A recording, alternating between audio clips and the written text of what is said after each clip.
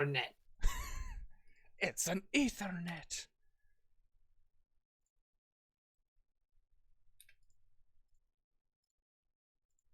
Stop putting on songs that I don't know, YouTube. God. Jeez, You know my music preferences. Gee. Pardon me. Put that on. And then let's go get Twitch up. Oh. Oh, I can... Oh my god. What? I can write with my pen. You can write And with it'll your like pen? Google search for me. Oh. Like, look here and do that. There we are. I thought he was gonna type in help. Help. Hello, help me. Hello. Hello from the other side. Hello from the other side. Wait, what's going on? Is that a manual? No. Yeah. Alright, I had to turn you up for a minute there. Did you start the stream already? Yes, I did. Yes. I mean, nothing's happened so far. We Okay. literally just started it. We're doing the 5-minute wait period, as we normally do. This is where we play a game of tic-tac-toe. Alright, you go first. Damn it. Okay, that's fine. I put it in the upper left. I put it in bottom right. Okay, I put my next one in the middle, which I should have done in first place. I put mine top right. I put mine everywhere. I win. Oh Yeah. no! I win. I have altered some of the code, Emmanuel. I have altered the code. You're not the only Great. one, actually. I forgot. Okay, so I woke up earlier this morning. I started working on a project, and I actually fell asleep. And I woke up and I forgot. Oh yeah, I made changes. I added in the new animations for the Deep Impact. I mainly made changes to the code you pushed last night, so. Okay, so I could just put these changes in. Maybe you can merge them in later. You don't have to show them off in the stream since technically you don't have them in. Okay. I mean, all the changes I made, I only made one functional change. All the other changes I made were just number alterations. So honestly, you could probably include them if you want real quick and make the push, unless you weren't finished with what you were doing. No, I was finished. Here, I'll make the push now, and you could pull them whenever, and just tell me what to do. Are you gonna make the changes I just made? Sure. You said they're not that big. Yeah. Inside of the free flight code. Give me a second. Let me navigate to that.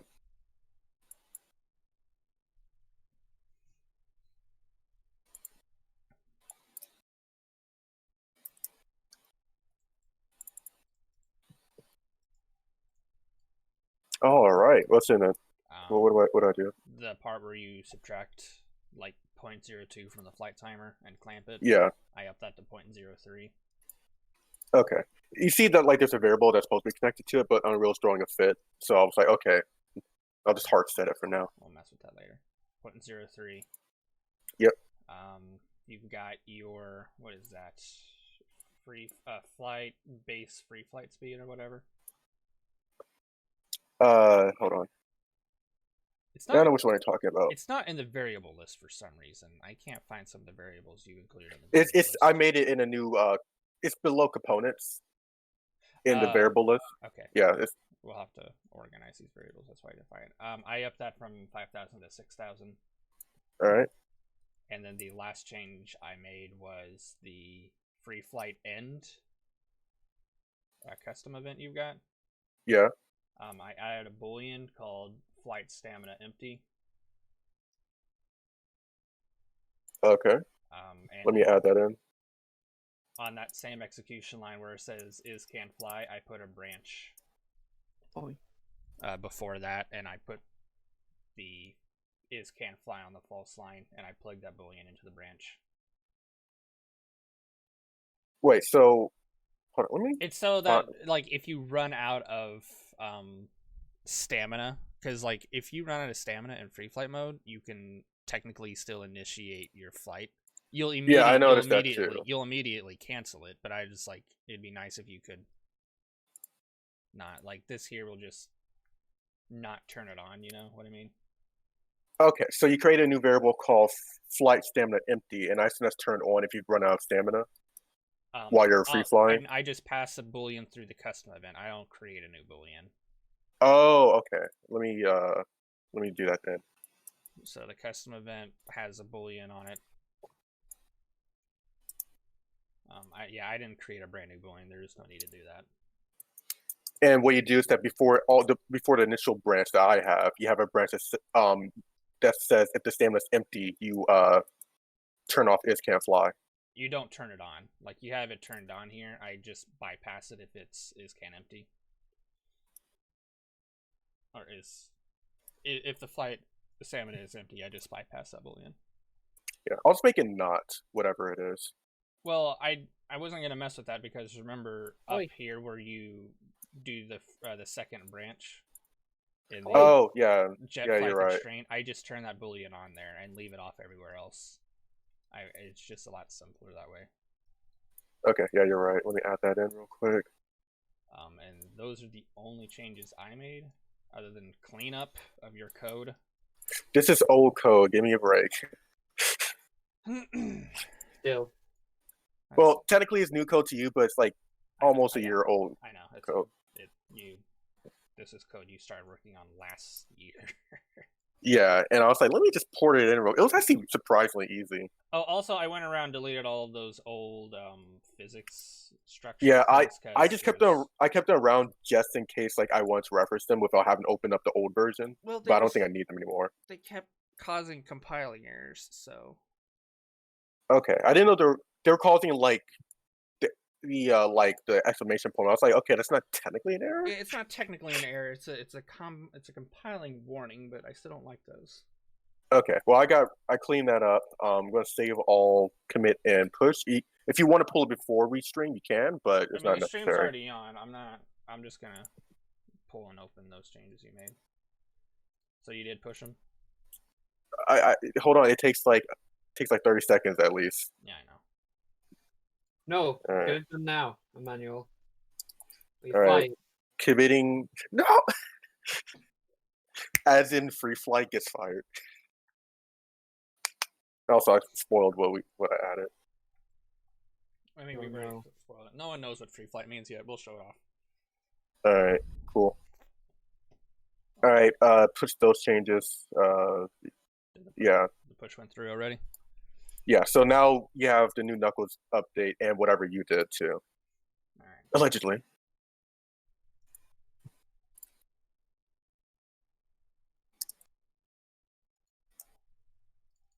What the fuck did you bring upon this cursed land? Steamed hams. Steamed hams. Mm-hmm. Steamed hams. Hey, leave the microphone.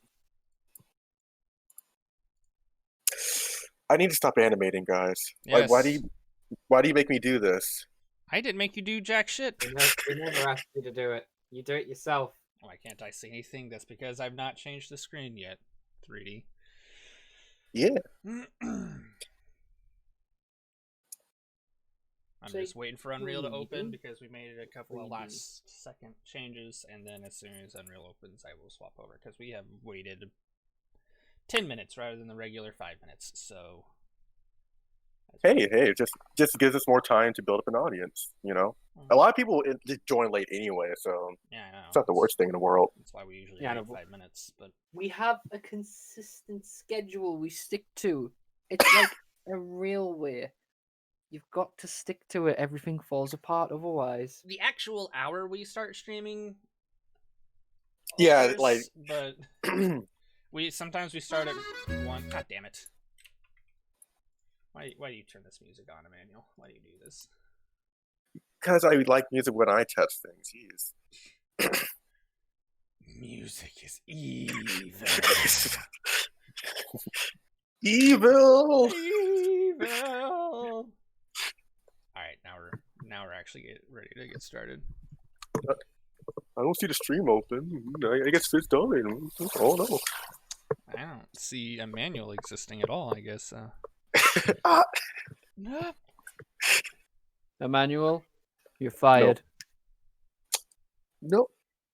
I should have got it. Mr. Fizz, I don't feel so good. Whoa. Okay, time for more of our weird humor that we've cultivated over the past year and distrusted upon people. Who the hell is Thanos? Was there other changes you made to the Deep Impact other than the animation stuff, or?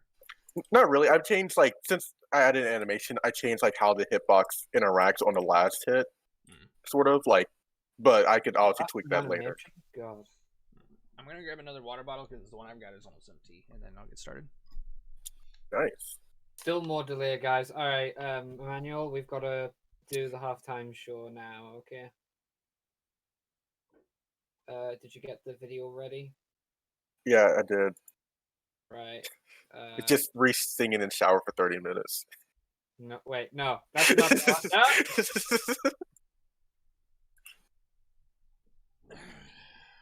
I'm the best. I'm the coolest. He sings in the shower. So, I'm the coolest. what's going on? The halftime show video. Nothing at all. It's all Emmanuel. Emmanuel's the one who suggested doing it. Sing Chug Jug with you. I'd rather just sing Ram Ranch. 18 naked. How's it going, Azaria? I'll sing Finding Diamonds. Finding Diamonds. I used to roll the dice. Feel my dick in my enemy's ass. I don't know. It's funny because I unironically love Viva La Vida, but at the same time, I just love.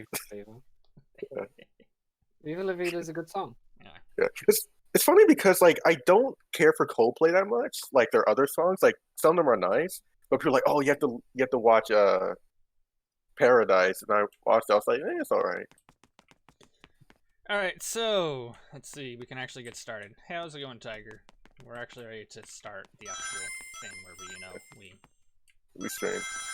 we show we showed the 5. And we done? Absolutely nothing. We Get done. out! Absolutely What? Jack shit. This is our anniversary. Get out! What do I get? Nothing. Get out!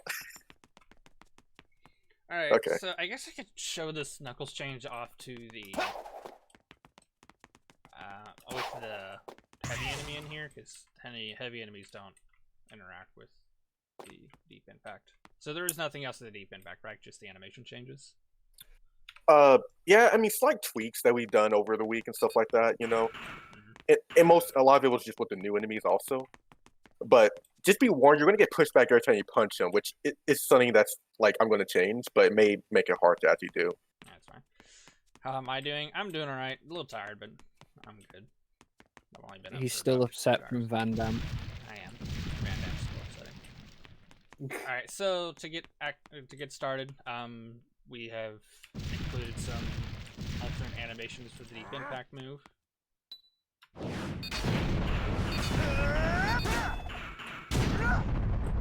So, similar to things like the Knuckles Slam, doing 3 moves in a row will cause him to do different animations. Similarly, doing 3 Deep Impact moves in a row will cause different animations. I think it's also slightly different stats too, right?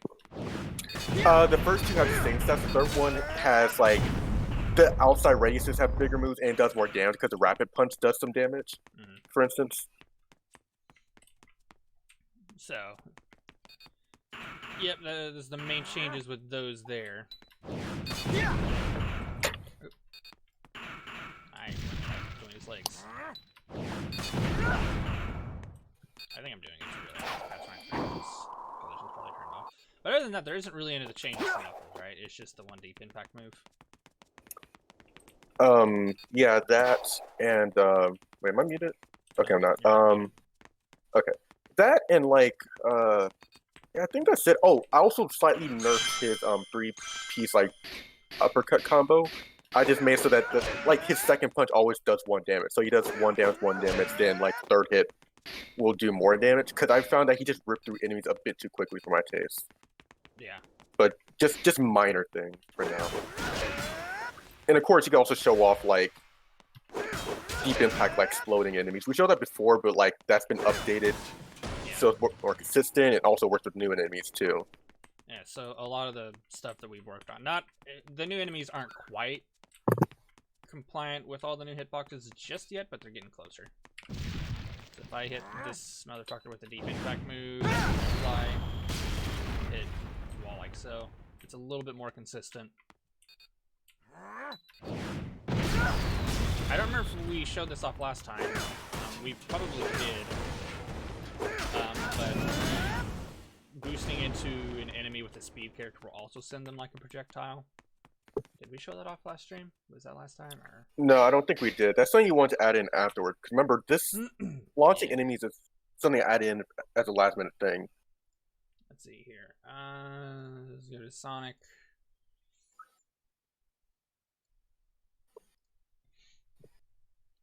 I have that instance open because we're going to swap characters again here soon. So if I boost into this enemy right here, they're also going to take damage. I don't remember how much damage he ended up taking. It looked like he took a total of 3 damage. Which we're probably going to adjust those numbers. Yeah, I still think we should probably make so that you can only launch them like that if you're going at like max speed. I mean, we could still change like the numbers and stuff, but like that's just what I think because it feels a bit powerful to happen every time you boost into an enemy.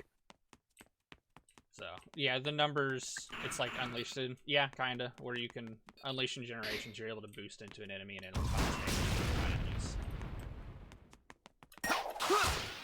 It's a cool concept. Like it was something I wanted to do when I was thinking of the concept of projectile enemies, but just something like I feel like we should probably gate it a bit. But it's a cool concept. I really like it. Oh yeah, I definitely also updated the effect. That's something that wasn't shown off last time. I stopped boosting Nice. in So another thing that we have done, besides that we can probably show off real quick. If you follow the Twitter, you've probably seen this, or the Discord. I mentioned it in the Discord. But if you kill an enemy, there's a chance at an energy drop from them. We have a new energy drop System item that can drop from enemies. It affects speed characters and flight characters. It's supposed to affect power characters, but it does not currently do so. You can see right here, this little energy drop item. Whenever we get close enough, it zooms to me and refills my boost. And of course, we're going to make it like have particle effects and stuff like that. Like a little sound effect. It doesn't really do much of anything else at the moment, but it can. Yeah. I imagine we'll also probably make so that it changes depending on which class of character you use to defeat the enemy. Like if it's a flight type, it has a different it has different stats and maybe a different animation, stuff like that. I mean, it already has different stats. If you look here, we got stats for the speed, power, and flight. Let me hide Fizz real quick. He's kind of in the way. Yeah. Well, I mean more so like, for instance, like if you kill an enemy as Sonic, like it spawns like the blue crystals, but if you kill him as Tails, maybe it'll be like a shiny metal bit. Like it changes like the mesh, you mean? Yeah, it changes the mesh and like how it looks and stuff like that, but it's still technically the same object. Can we possibly get an option to make that model of wisp-like colors and forces? Enemies will be able to drop wisps in the future. We haven't quite got that functionality in. It shouldn't be too difficult, but we just haven't gotten around to it. Yeah, we haven't gotten around to it. All we would have to do really, and that's one thing we're probably going to do with the white wisp. The white wisp is also going to be able to function as one of these here as well, because currently all the white wisp does is refill your wisp meter if you're in a wisp form already, and it refills your boost meter. And considering this here refills your boost meter, I don't see any reason why it can't also refill your scrap meter or your overheat.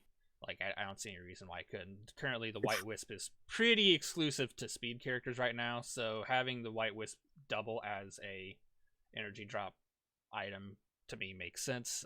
But we just have to get around to it. Yeah, we just got to get around to it. The main reason I do say that is because some people would want wisps, some people wouldn't want wisps. So just it depends on which one you would prefer. Yeah. So if you look down here, they've got obviously a collection radius. This collection radius is what this larger radius is. Oh wait, no, I'm sorry. The collection radius is a small radius, and then there's the attraction radius, and then there's things like decay timer, auto attract, and the auto attract delay. Decay means if the item will decay after a set amount of time after it has spawned in. So if I set this decay to true and I set this to like 10 seconds, and we walked over here, you can see it roll down the little hill. It's a really tiny thing. And after 10 seconds, it decayed and disappeared. It destroyed itself. No. So that's good for resource management, or if you just like want to make it more difficult to like grab them, you can.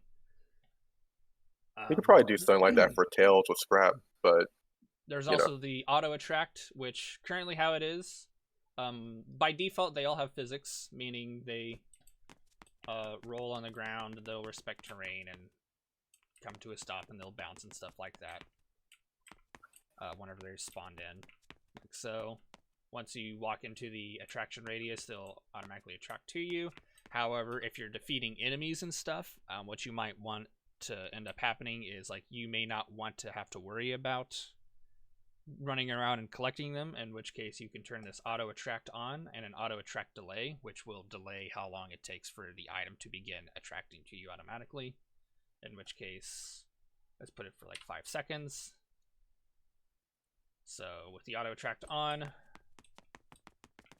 about 5 seconds in, it should automatically attract to me like so. So I didn't even have to get within radius of it. And by default, all the energy drops that drop from enemies will do that. So if I go and kill an enemy, it'll probably be a little difficult to see just because they're really kind of small, but once I kill an enemy... Those things are families, you know. Yeah. This one gonna drop. And don't you have a variable for And like there we the spawn chance too? Yeah. Well, I don't actually have a variable for it yet. But essentially how it functions is there's just a % chance. There's more than... I think it's more than... I'm not good with the math. It's either more than 60% or up to 70% chance it'll drop. Where's the death? Destroy death. Okay. So it randomizes a float between 0 and 2, and if that float is greater than or equal 0.7, it will drop. So that's less than half. That's greater than half. Oh yeah, you're it right. has to be equal to or greater than 0.7. Okay, I flipped in my head. Sorry. So it's roughly 60%. Then that number isn't final or anything. That's just for testing purposes. If you want to, we're probably not going to alter that too much. I'll probably adjust it to make it a little bit more frequent by default. But if you should probably, I was going to say, you should probably make it so that for speed characters, it just happens like all the time, kind of like in the boost games. Well, and then just for other characters, it has a different % chance. Well, but we're able to dictate or determine which type of character killed you, then we'll worry about that. But for now, we'll not mess with it. I'll just alter its probability slightly, and then from there, the individual person can dictate how they want it to drop, because you don't want things rely too much to chance. But if you do want it relied on chance, I would suggest, not being a low chance, make it relatively frequent. That way, you have a pretty good. You can maintain a pretty good flow without bad luck fucking you over too badly, Yeah. Because you definitely don't want that. You don't want your combo to be reliant on luck. But at the same time, you also don't want enemies to just drop every single time and make things super easy. And which you do, in which case you'll have to adjust the numbers for that, which you can totally do. But that's neither here nor there. But that's the energy drop item that we've got, which is neat. That didn't take too long to put together or anything. Yeah, it's mostly done too. Yeah. Like in terms of functionality.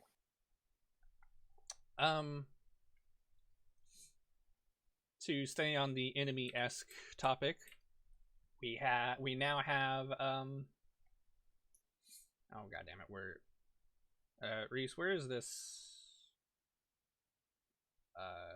information set at in the details? The what one? The one for this enemy here.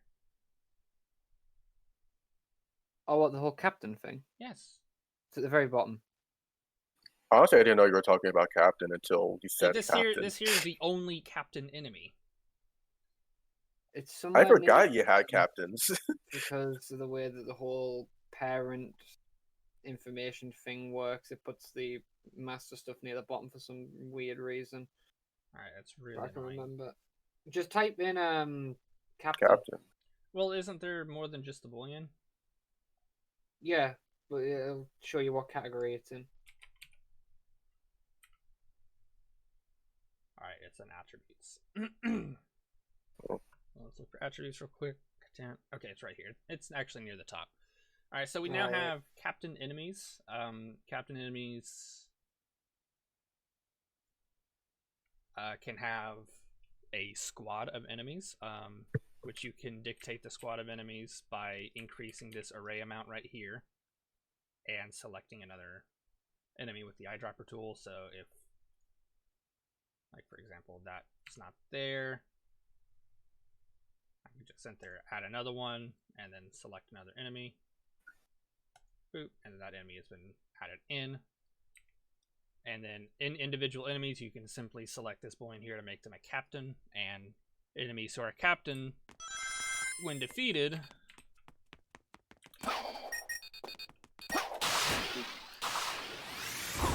will destroy all of the enemies in their squad. And technically that isn't like final, that isn't the only thing they'll be able to do.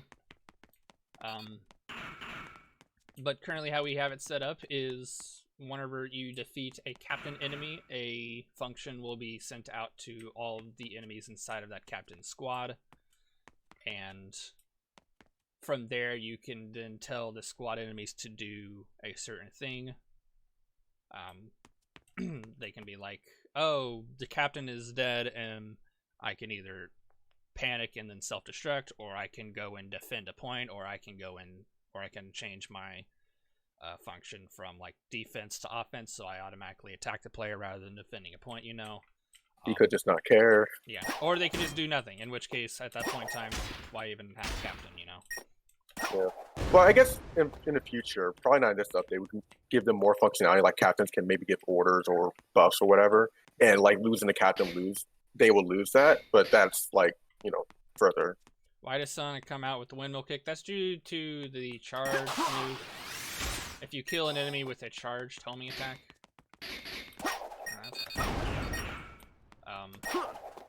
That's the first time we've seen one of those enemies go through the barriers. Reese has had that problem before. I had it earlier. If you kill an enemy with a charged homing attack, you'll do a windmill kick, which is not final. I was actually talking to Emmanuel about this the other day. We're gonna alter it so that you have to be holding another button as well if you want to do a windmill kick. Yeah, I agree with Fizz on this one because, like, you know, for me it was alright, but then I realized, yeah, if you don't want to do the move, it can seem careening off, so having to hold down, maybe jump while you do it, maybe would be the best option. Currently, right now, how it is, if you don't want to do a windmill kick to an enemy that you kill, you have to let go of the button before you hit them, and that can be a little difficult at times. So honestly, it would be easier if you just held another button to do a windmill kick. So like by default, if I kill an enemy with the charged attack, I'll just pop them to the air with a high heroes type homing attack. Yeah, like it used to. That guy is freaking the fuck out. Yeah, the AI still needs a lot of work for attacking and their AI. But if I don't hold any button and I kill them with a homing charge, I just get popped up into the air like a homing or a heroes type homing attack. Yeah. Because currently, how it is if you home attack an enemy, you'll bounce off of them. But if you are holding the jump button while you home attack an enemy, you'll bounce forward to retain your momentum. And we'll probably end up keeping that same thing. Why did that enemy swing twice and miss? Yes, the attacking code is not finished. Is zero. We're just talking about that. It's not functioning. Plus, their hitboxes technically aren't updated. They use like the old hitbox system. I've never bothered to update the enemies before that.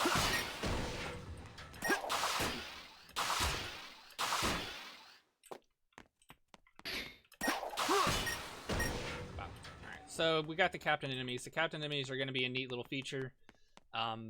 You can use captains to set priority targets other than like external items or other important points for enemies to defend or whatever.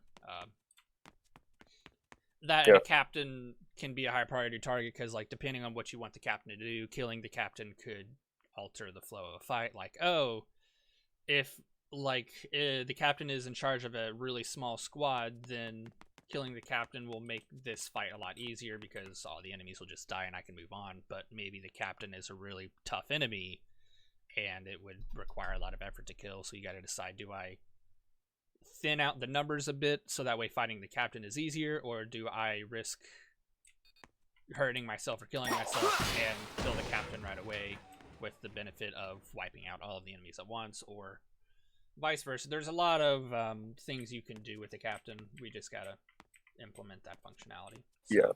Yeah, it gives the opportunity space for a lot of choice, like decision making, which surprisingly enough in action games is like really important. There's a lot of decision making skills you have to have in like action games, like say Doom, for instance, which is people enjoy that. Yeah, so there's a lot of decision making on both ends, both for fan game creators and players. Like, because the creator has to set up a series of different kinds of interactions, and then from there, like the creator has the choice of setting up all the different kinds of interactions and things, and then from there the player has to decide how they want to go through it. So the respawn thing too. Yeah, I know. I'm moving on to that next. What do you mean the respawn thing? Just show it off because we changed it. Oh, you mean the spawner or the respawn code? The spawner, like the arena thing. Yeah. So we have altered the enemy spawner here. This here spawns enemies upon entering the arena or inside of this little collision box, whatever. And upon defeating the enemies, you can set up a second wave of enemies that'll spawn in. Robot storm. Ding ding. And then upon defeating all of the enemies in the second wave, the spawner will trigger a switch event. And this took us a little while to get functioning properly. Yeah. Thank God for structures. Thank fucking God for structures. But how this works is this here is the spawner. Currently it has the same icon as the Combat director. Yeah, the combat director, which acts like a manager for enemies. We're gonna change the icon. It's gonna be slightly different. But how this function is up here in the setup tab right here are two different arrays. And the editor tab is also going to be important here. You have a wave structure, a wave array, and you have a location array. Ow. So let's see here. If we open up this one right here, currently this one has two lists in it. It's not going to. It's only going to have one list, but we currently have it for the purpose of testing our old enemies until we get the new enemies functioning as intended. But if I open up the blueprint here, just to help make it explain a little bit easier. We've got a structure variable, and inside of the structure variable, or the structure variable is saved as an array, and inside of that array is an array of locations. It's a vector variable, and that vector variable is recognized as an array. So we have an array of an array, which is something you can do in coding. It's a little confusing, but think of a set inside of a set. The array being a set of vectors, or in the other sense, a set of enemies, and then the structure will have sets of sets. So in this situation, we've got a set of enemies right here. This here is the enemy wave structure. It's got the first wave, which is 0 right here. And inside of it will be 3 egg pawns right here. And then if I open up the second one, the second wave right here, it will have 3 egg fighters. So position 0 inside of the structure list is wave 1. And then everything inside of that wave 1 are all the enemies inside of wave 1. And then position 1 here is wave 2, and inside of it is an array of enemies, and all the enemies inside of position 1 is wave 2 of the enemies. So due to how numbers in programming works, just think 0 is 1, 1 is 2, 2 is 3. Just take whatever number it is, add 1, and that's the wave listing. Same thing down here. It's a little bit difficult to work around. It's something you're going to have to get used to and kind of memorize, but it's honestly the best way that we could set it up, that we could think of. We have a list of location arrays. So we have this different structure right here, spawn location structure versus spawn wave structure. The location is a list of locations for each wave. So this here is wave 0, or wave 1, location 0, and then this here is location 1, wave 2. So enemy 0 right here in wave 1 is going to spawn at location 0 of wave 1 down here. Enemy 2 is going to spawn at location 2, enemy 3 is going to spawn at location 3, and the structure array of the enemies is correlated to the structure array of the locations. So if you understand structures and arrays, this probably is clear as mud to you. Anyone else, you're probably confused as fuck. But at the end of the day, it makes sense. If you need assistance, you can click this button here, and what this button will do is it will color code the spawn locations. So we don't have a way of designating specific colors to each wave. We do, but we don't have a way of dynamically doing it without you having to go in and changing it. So every time you select this, the colors will be randomized. It'll be different, but the two colors for the most part will almost be the same, except for this case there is a chance that the colors will be the same, in which case you just hit it again. Yeah. So and the point is that it will show different colors. Like wave 1 will have different colors from wave 2. Like wave 1 will be yellow, I guess, and wave 2 will be purple, for instance. Yeah. So the different waves will always be a different color. So like Emmanuel just said here, except for this time it spawned on the same color. You just click it again. Like wave 1 will be blue, wave 2 will be yellow. In which case you can just correlate that with like, okay, this enemy is with wave 1. It's 0, wave 1 0. This here is structure spawn location 0, spawn location 0. In which case, if I move this one here, I am moving this enemy right here where it will spawn. So let's say if I move it, let's just move it all the way over here for whatever reason, it'll spawn there. If I run over here, you'll see the egg pawn spawned all the way up here. Yeah. I imagine in the future, like way down the line, we'll probably have individual icons for each enemy. And at that point, what you can do is that you can show the icon of enemy for each spawn point. But that's like we're not probably going to do that anytime soon. Yeah, it's a little bit difficult, a little bit confusing to wrap your head around, but once you do wrap your head around it, and you comprehend how it works, it's actually really neat, really interesting. You're able to dynamically set all of the enemies inside of a wave, all of the enemies' locations inside of a wave. That way, you can more customize how the enemies that spawn in will interact with the player, or how the player will interact with them. Yeah, it's way more customizable now because you have waves of enemies, and also you can explain that new system of how to interact with different blueprints too. Yeah, that is the next thing. Currently, how it is what we do is this interface tab right here. You can use the eyedrop to select an object to interact with. So if I eyedrop this right here, boop, this barrier, it's going to interact with button barrier 3, and I can tell it to activate actor or trigger actor. These two do very different things. This trigger actor dictates whether or not this will trigger the actor at all. It will interact with the actor, period. So if I turn this off and I went and defeated all these enemies, this will no longer interact with this object right here. That's because that's what this trigger actor controls. Like, do you want it to even interact with something at all? If you don't want it to interact with anything, I just turn this off and it will no longer interact with any object, even if it's attached to one. And then this here will dictate its state. Is activate actor false or true?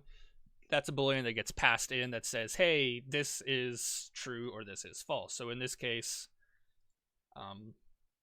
and this is something more on your end where you'll have to like figure out the boolean logic yourself. Like this here, if I open this up, it's checking this is activated boolean. It'll say, hey, is the boolean being passed through true or false? In which case I'll do one of two things. And in this case, the boolean passed in is going to be true because I've ticked this into true, meaning what it will do is it will come down the true line and it will deactivate itself because it says, hey, the activated boolean is true, therefore I will turn myself off because that's what I'm told to do. I imagine in the future you may want to add in possibly an option to reverse that, just in case, for instance, like maybe you want to activate something for when you kill all the enemies, but that would just require maybe a boolean to reverse it in the future. A little bit complicated on the boolean logic, but that's more on the user end. Like you'll just have to that's boolean logic for you. What you'll want the boolean logic to do. So it works similarly to the wisp remover. Kinda. Hey, we kind of depend on what you mean by that. Because are you talking about the wisp remover trigger box like we got right here, or something else? Because there's the anti-wisp volume. Anti-wisp. The anti-wisp volume that removes your wisps. That's it. Removes your wisp. All gone. You know what? Unwisp your wisp. Unwisps your sonic colors. Uncolors your coloring book.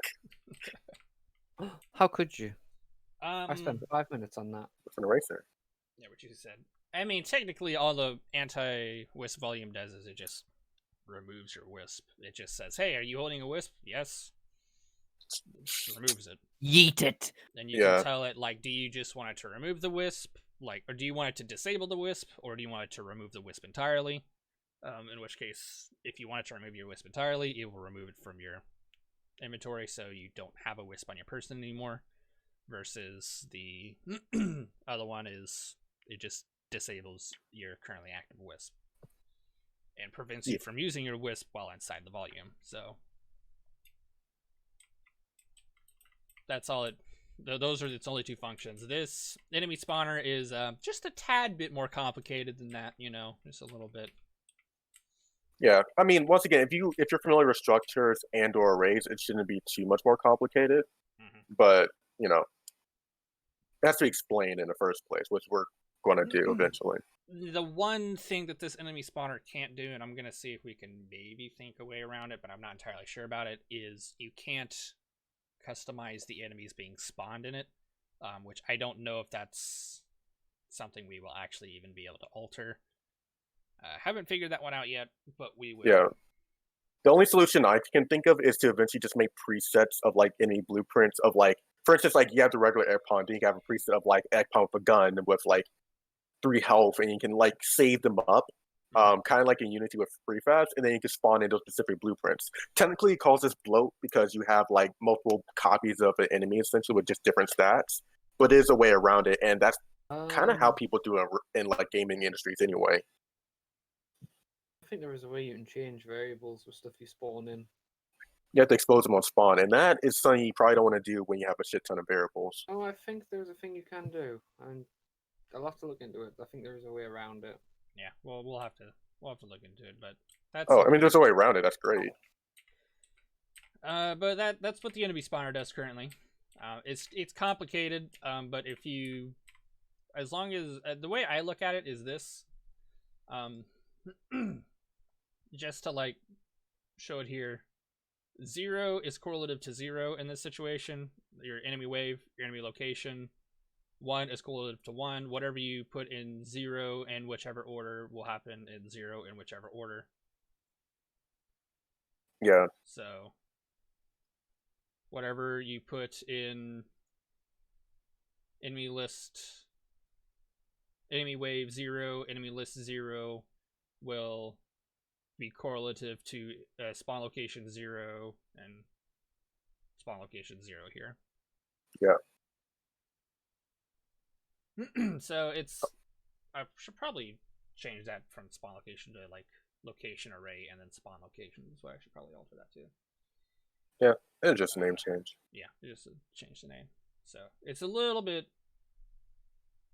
difficult, but if you just look at it from that way, I feel like that's a much more simpler way of doing it. And then, like obviously, if you close up to zeros, you go to 1.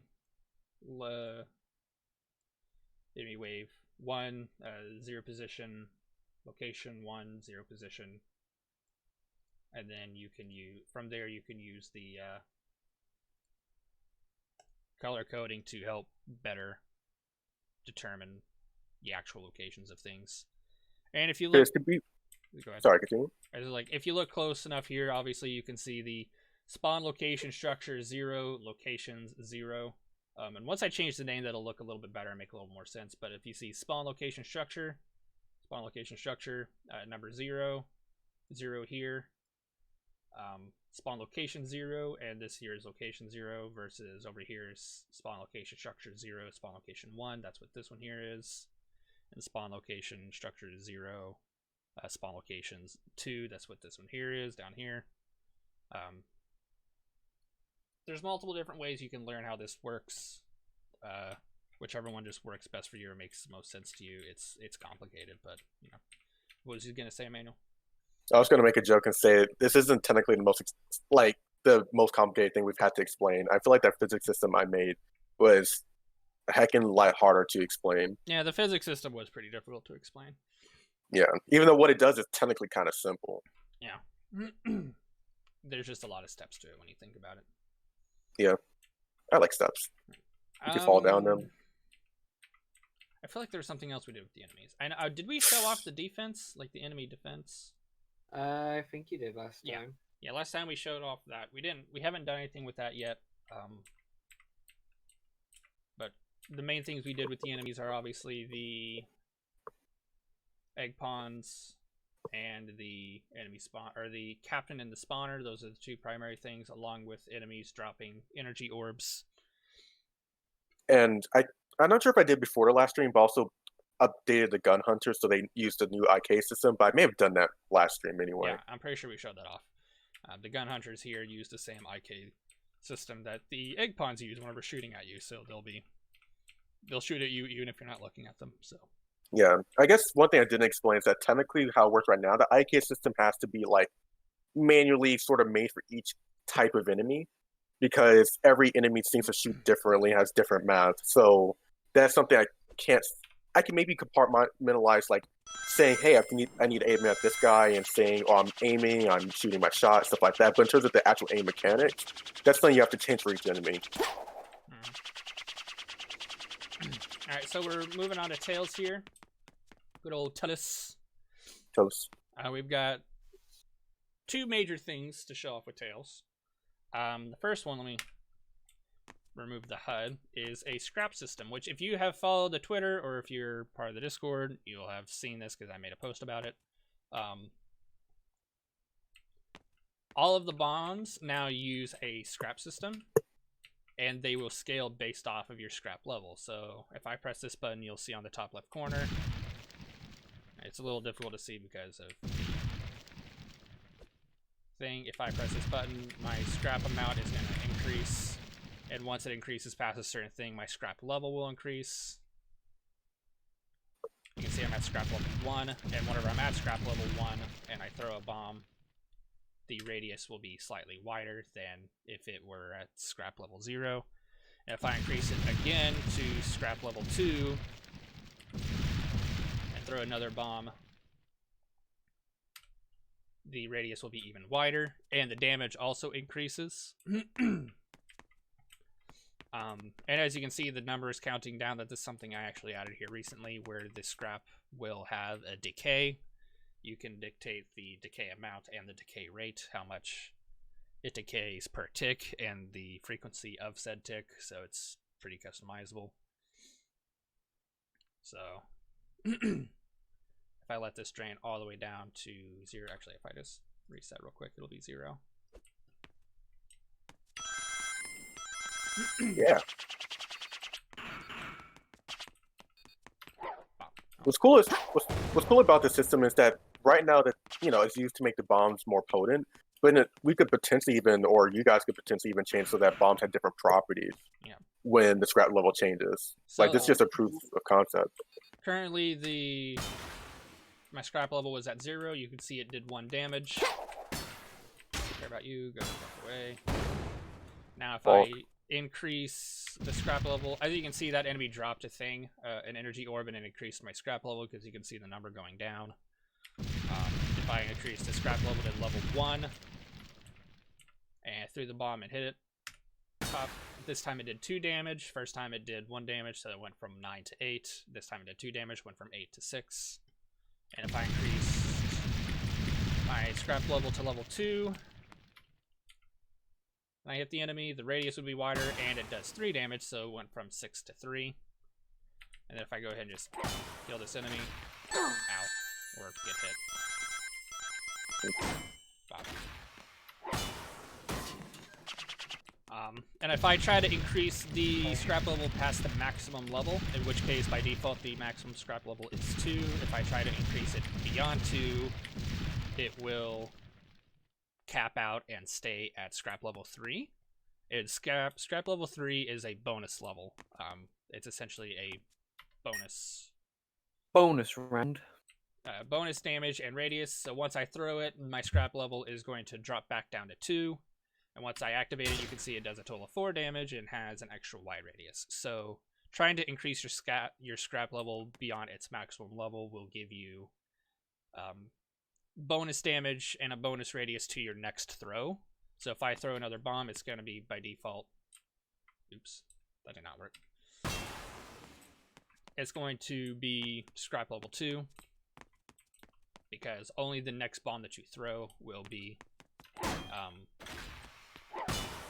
given an extra buff. It's kind of it's a reward for increasing or trying to keep your scrap level up while in combat. If you manage to keep your scrap level up to the point where you surpass your maximum, you get the benefit of bonus damage to your next bomb throw. Yeah, and eventually we'll have an indicator for all this stuff too. Yeah. Currently, the only 2 ways to drain your scrap is by taking damage. Which, as you can see, I went from 100 to 73. I took a huge chunk of damage. It's supposed to, I think, be 20 in total. 20 or 25 or something. I don't remember. I think the 2 ticks overlap with each other. But the only other way to lose it is via decay. As you can see, it's counting down by default. If I took damage, it'll automatically drop my level. I'm already at level 1, and I'm already down to like I dropped down to like 60 of level 1. In future, you could probably even pull a cave story and make so that if you get hit, you drop your scrap too, so you could potentially pick up some of it. Yeah, that might be a thing where like if you take damage, the scrap will fall off of you, and you can just pick it back up maybe. Yeah. Even make the scrap fall off. That's not a dumb system. Like you use the scrap to make armor, and like if you get hit at max level, you just lose scrap and that's it. Like just Night Tails. So if you look down there, you can see the scrap amount maximum. That's the amount of scrap you must collect in order to increase your scrap level. So once I collect 50, you can see it's increased to 80, in which case, once I increase to 80, it is now looking for 120, meaning I have to increase to 120 in order to reach scrap level 3. So, and all of those numbers are changeable. They're not final, obviously. Let's see if I open up the flight parent. I don't want the flight code, I want the action graph. You will picture the Spider-Man. You can set the maximum level, so if you don't want 2 to be the maximum level, you can set it to 3. And I've set it up so that way the bonus scrap will always change dynamically with it. So whatever your maximum scrap level, the bonus level will always be +1 of that. So even if you change the maximum scrap level to 3, the new bonus scrap will be 4. You'll just have to like. I'll probably not end up doing this here. I might end up creating an array of floats rather than a single float. I don't know. I'll have to mess with it. How's it going, Fair Gain? How you doing today? I guess he's fair game. But you can also set the individual maximum amounts for each level. So, like, you know, scrap level 0, the maximum amount is 50. Scrap level 1, maximum amount is 80. Scrap level 2, maximum amount is 120. It used to be like 50, 100, 150, but I realized that it took way too long to level up in scrap, so I haven't been adjusting the numbers manually myself. And these numbers still aren't final. I might alter them further to make it a little bit better. And on top of that, the scrap drain, like how the scrap will drain slowly over time, that is completely disableable. So if I simply turn this boolean off and compile,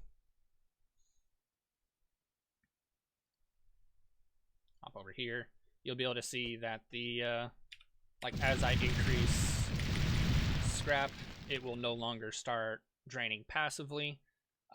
That's because I wasn't entirely sure how to balance the scrap system, and I'm still not entirely sure, so I'm gonna, for the most part, leave it up to you. I'm gonna create like a base level that you can use for either way, but for the most part, because the way I see it functioning is you can have the scrap function one of 2 ways. You can either have it be something that changes live as you're playing, meaning each individual fight will rely on you gaining scrap to increase your scrap level and your strength in the fight, in which case you might want to either lower the caps or increase the amount of scrap you get from enemies to make it so that, you know, fighting a single platoon of enemies will be easier the more and more you fight, because your bombs just get stronger and stronger. Or the other option is you make it Sonic Heroes style, and whenever I say Sonic Heroes style, I mean the energy cores. In Sonic Heroes, as you go throughout a stage in Sonic Heroes, you defeat enemies and other stuff to collect energy cores, and those energy cores stick with you through the entire fight, meaning fights at the beginning of the stage might be a little bit more difficult than fights at the end of the stage, because they're expecting you to have energy cores collected by the end of the stage so that you become stronger, meaning the fights at the end of the stage become easier because you have collected energy cores throughout the stage. That same thing could apply to here, meaning if you don't want the scrap to drain over time, you could set it so that you gain scrap slowly but permanently over time, meaning in your stages, flight combat could start out really, really slow, but then like gradually pick up the pace as you go along. I don't know which one to go for. So I'm gonna design for both, and you can decide for yourself how you want. That's kind of how I figured it. They're both valid. Like I feel like because like for instance with the speed character we have the Mach system, which is like if you can maintain your speed, technically you can maintain whatever level you're at, or level 3 if you're at that. Yeah. With power characters, they don't really have that unless we come up with another system for gaining overheat or focus or whatever we're going to call that system. Like it's probably going to be like per combat encounter you gain overheat, and we could I have an idea for that, but that's for much later. For flight, I feel like they got this system kind of works, and we're making it obviously customizable. But we'll probably figure out later how exactly we want it to be, But it doesn't mean we can't put in tools for other ideas. Yeah, because like Emmanuel said, speed characters. If you look at it like a graph, speed characters can have a very flat and linear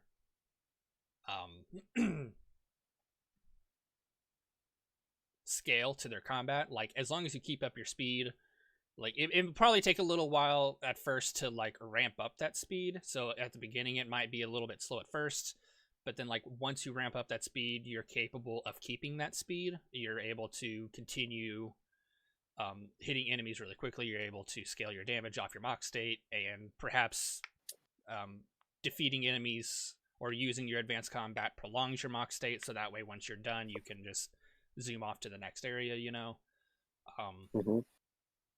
So technically speaking, the speed combat is kind of linear / flat, meaning once you've ramped up and you're able to maintain that speed, you're able to keep a consistent and swift flow of combat.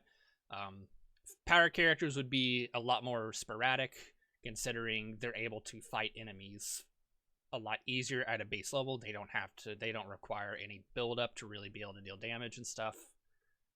But once they do build up, they're able to deal fuck tons of damage and be able to wipe larger amounts of enemies out much faster than speed or flight characters.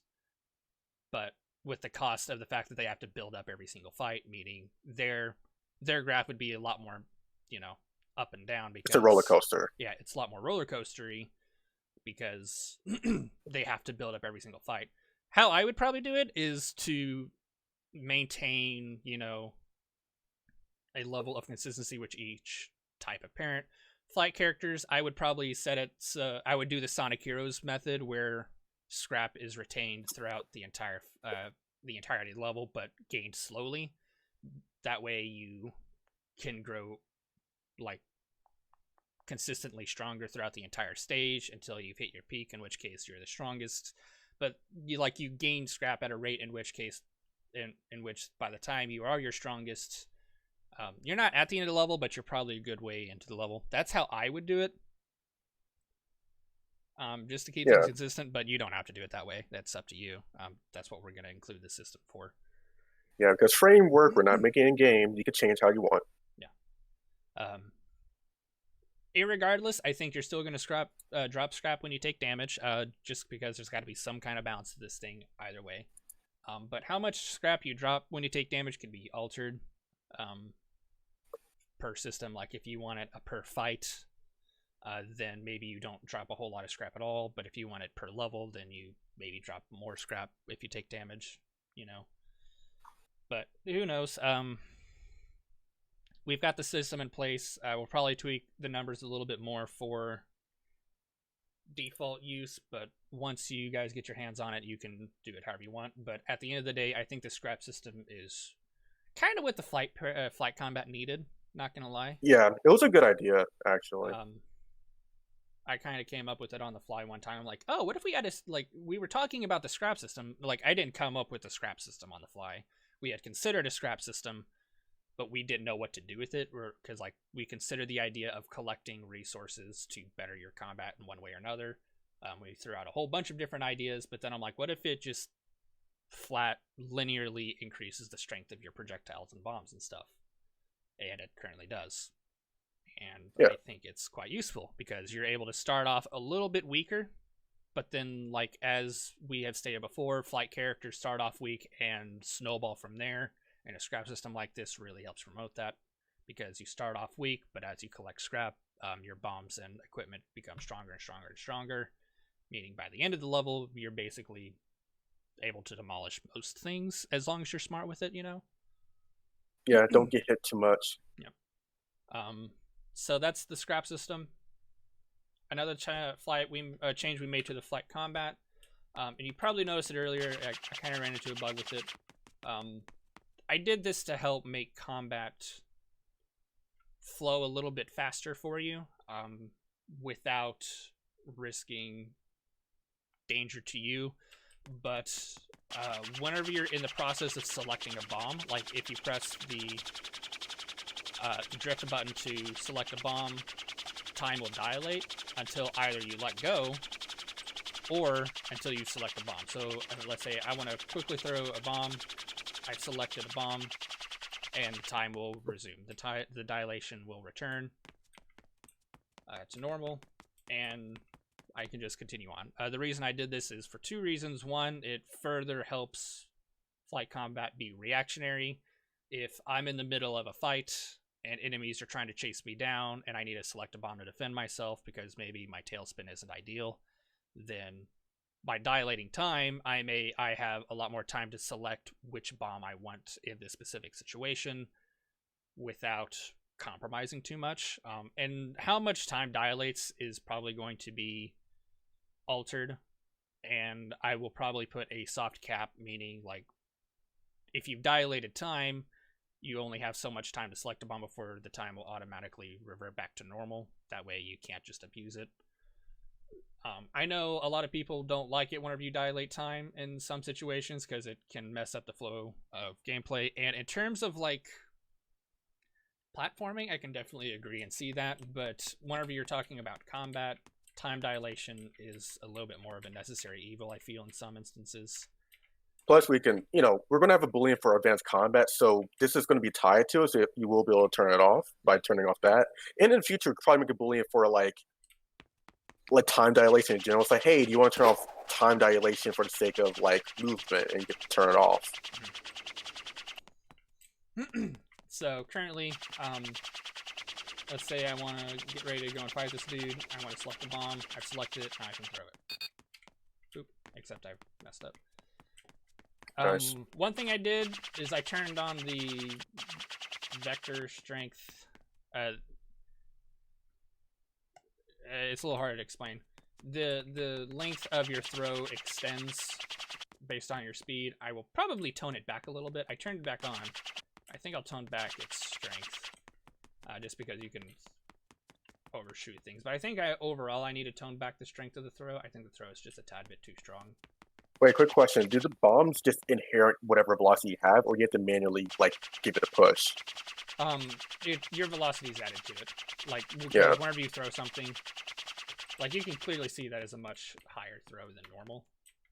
Yeah, if that's the case, then I wouldn't worry too much about... I would definitely tone back the length, because you're already going to throw it farther just by running faster. Yeah, the main focus of this was to extend the arc, because, again... remember, this can lock onto enemies. Oh yeah, and the faster you go, the harder it's going to be. Yeah, the faster you go, the harder it's going to be. So if I lock onto that enemy, regardless of how fast I'm going or where I'm facing, once I've locked on, it's going to throw and reach that enemy. Yeah. But still, the actual arc itself is still a little bit far. I'm probably going to adjust that slightly. So that's the other main thing we changed with the combat, is the time dilation.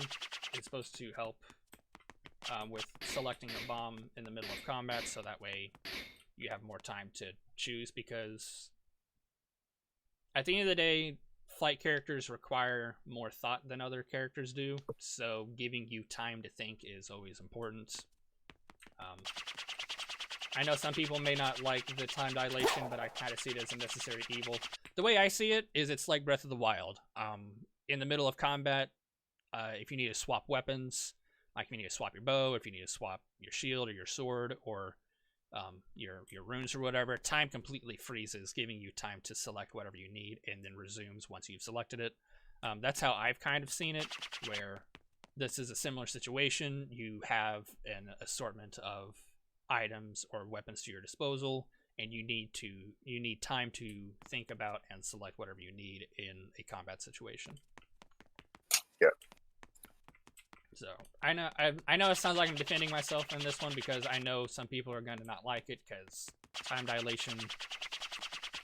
It's a bitch because we've heard some complaints. Some people are fine with time dilation. Some people think time dilation is just the absolute worst thing in the fucking world, and I'm just like, really?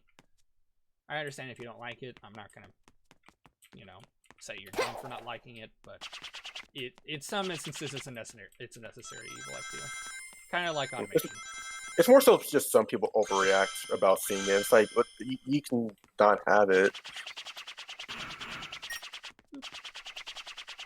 Also, like, I guess it's also because I brought some criticism about the time dilation initially. Yeah. And, like, I did have an idea. I'll talk to you about it later, but I did have some ideas. But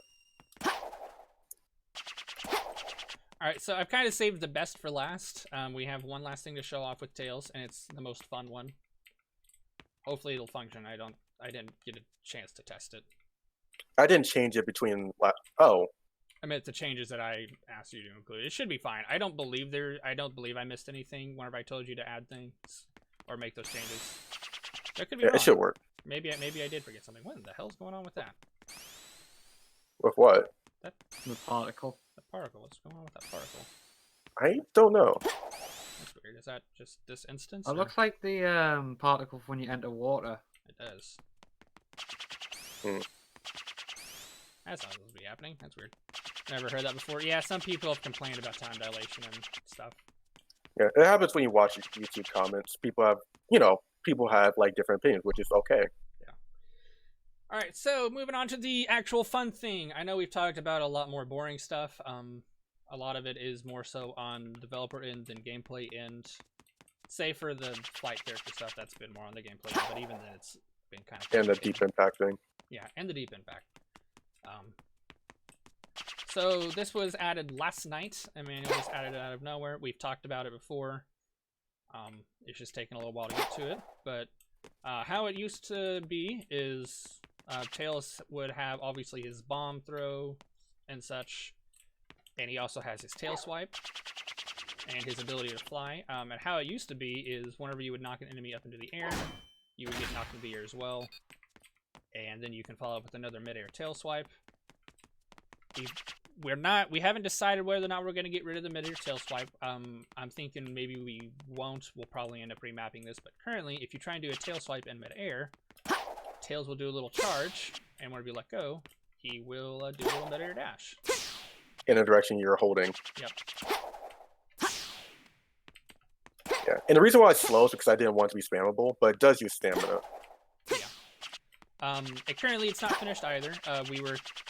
last night, Emmanuel and I were tossing around ideas on what to do with it. We were thinking, with this mid-air dash, maybe Tails could bounce off of projectiles. Like, if you do it near an enemy or a projectile, Tails will gain some vertical height, allowing you to, like, arc yourself up. Kind of similar to the bash, if you've played Ori in the Blind Forest. Ori has a mid-air bash ability, allowing you to launch yourself up if you are near an enemy or a projectile. So Tails got a little mid-air dash. Yeah, I think how it could possibly work is that make it so that you only pop into there if you tap the button right as you're near a projectile, so there's some timing to it. But yeah, that way you can't just rocket through projectiles while doing it. Yep. And yep. I kind of showed it off there, but if you hold onto the button instead, because like the strength of the dash, does the strength of the dash scale based on how you hold it? Or it's supposed to, but I just haven't implemented it yet. Okay. So you can hold it, and Tails will do a stronger dash. He doesn't currently, but he will. Or if you just tap it, he'll do a lighter dash. However, if you keep holding it,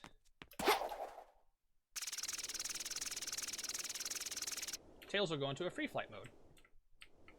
Yeah.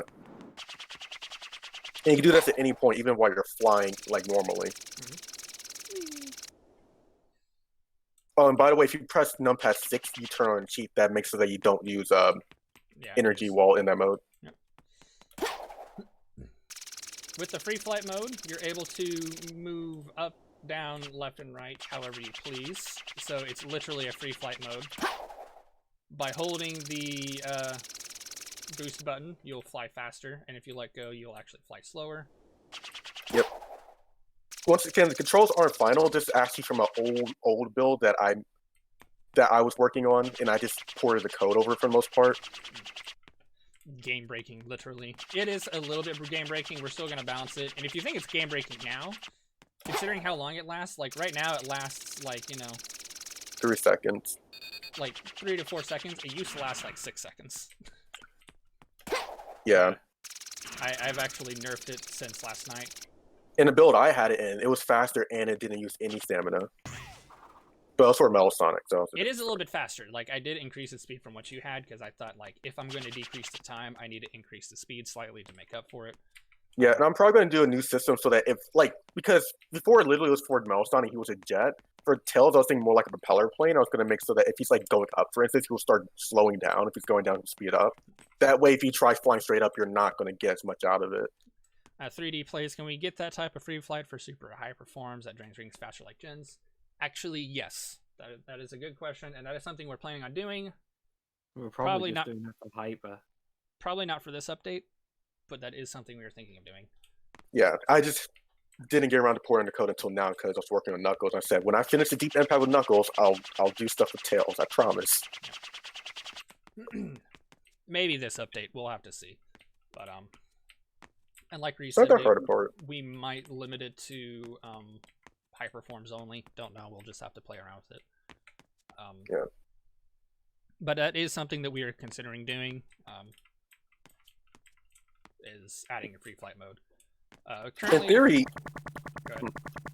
do you mind if I just talk about it for a bit? Because I've never actually really explained it too much until now. Okay, just let me talk about this real quick. Currently, the free flight mode, how our design philosophy with it is it's meant to be faster, and it's meant to have more of a quick free use than regular flight mode, but it's not meant to replace your regular flight mode because it's not meant to last as long. As you can see, whenever I fly around here, I can fly quite a long while, and I can reach some pretty good heights, get some really good distance out of it. Like, even with my reduced gravity after losing all of my stamina, I'm able to get, like, a lot more distance out of it versus if I use my free flight mode.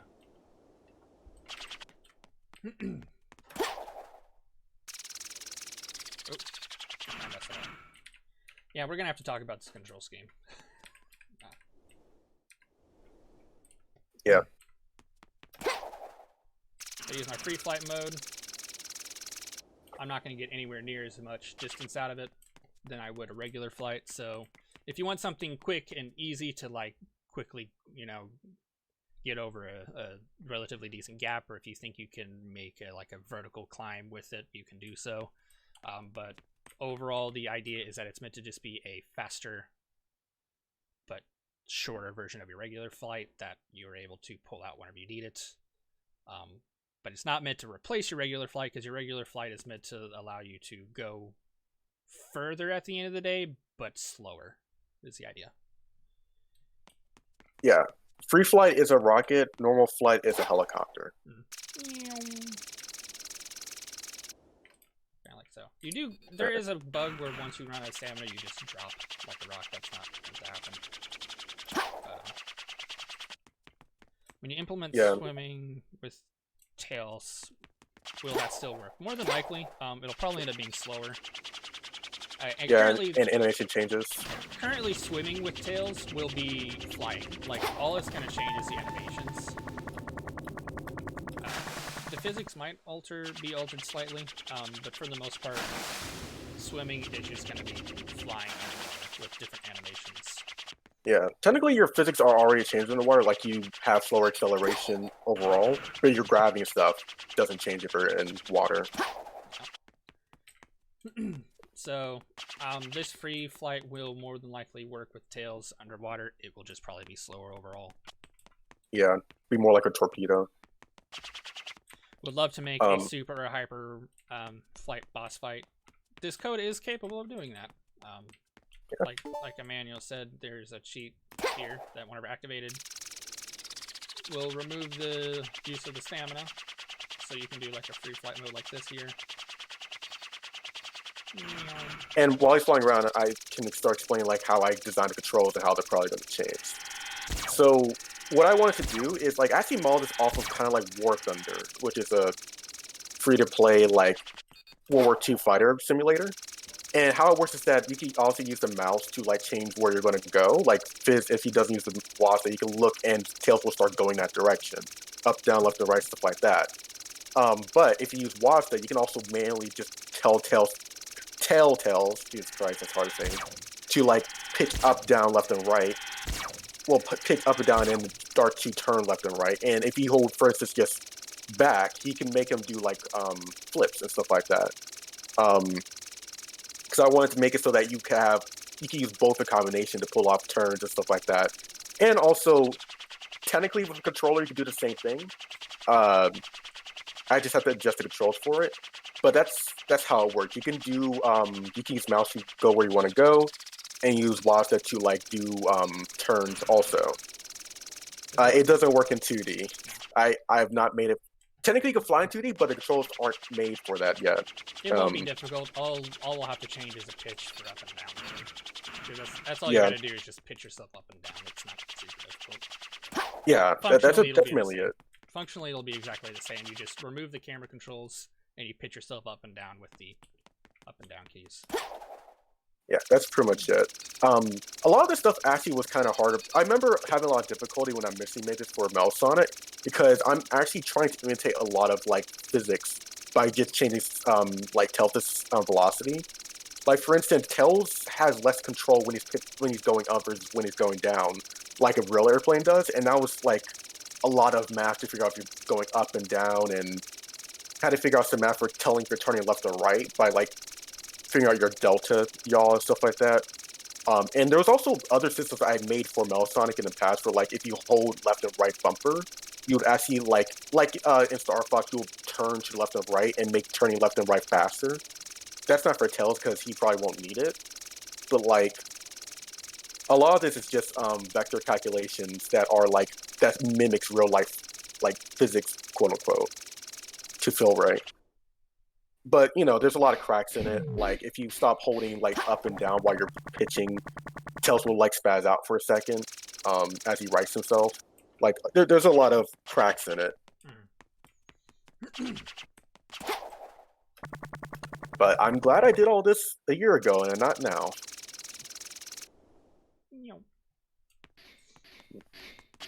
But as I was mentioning before...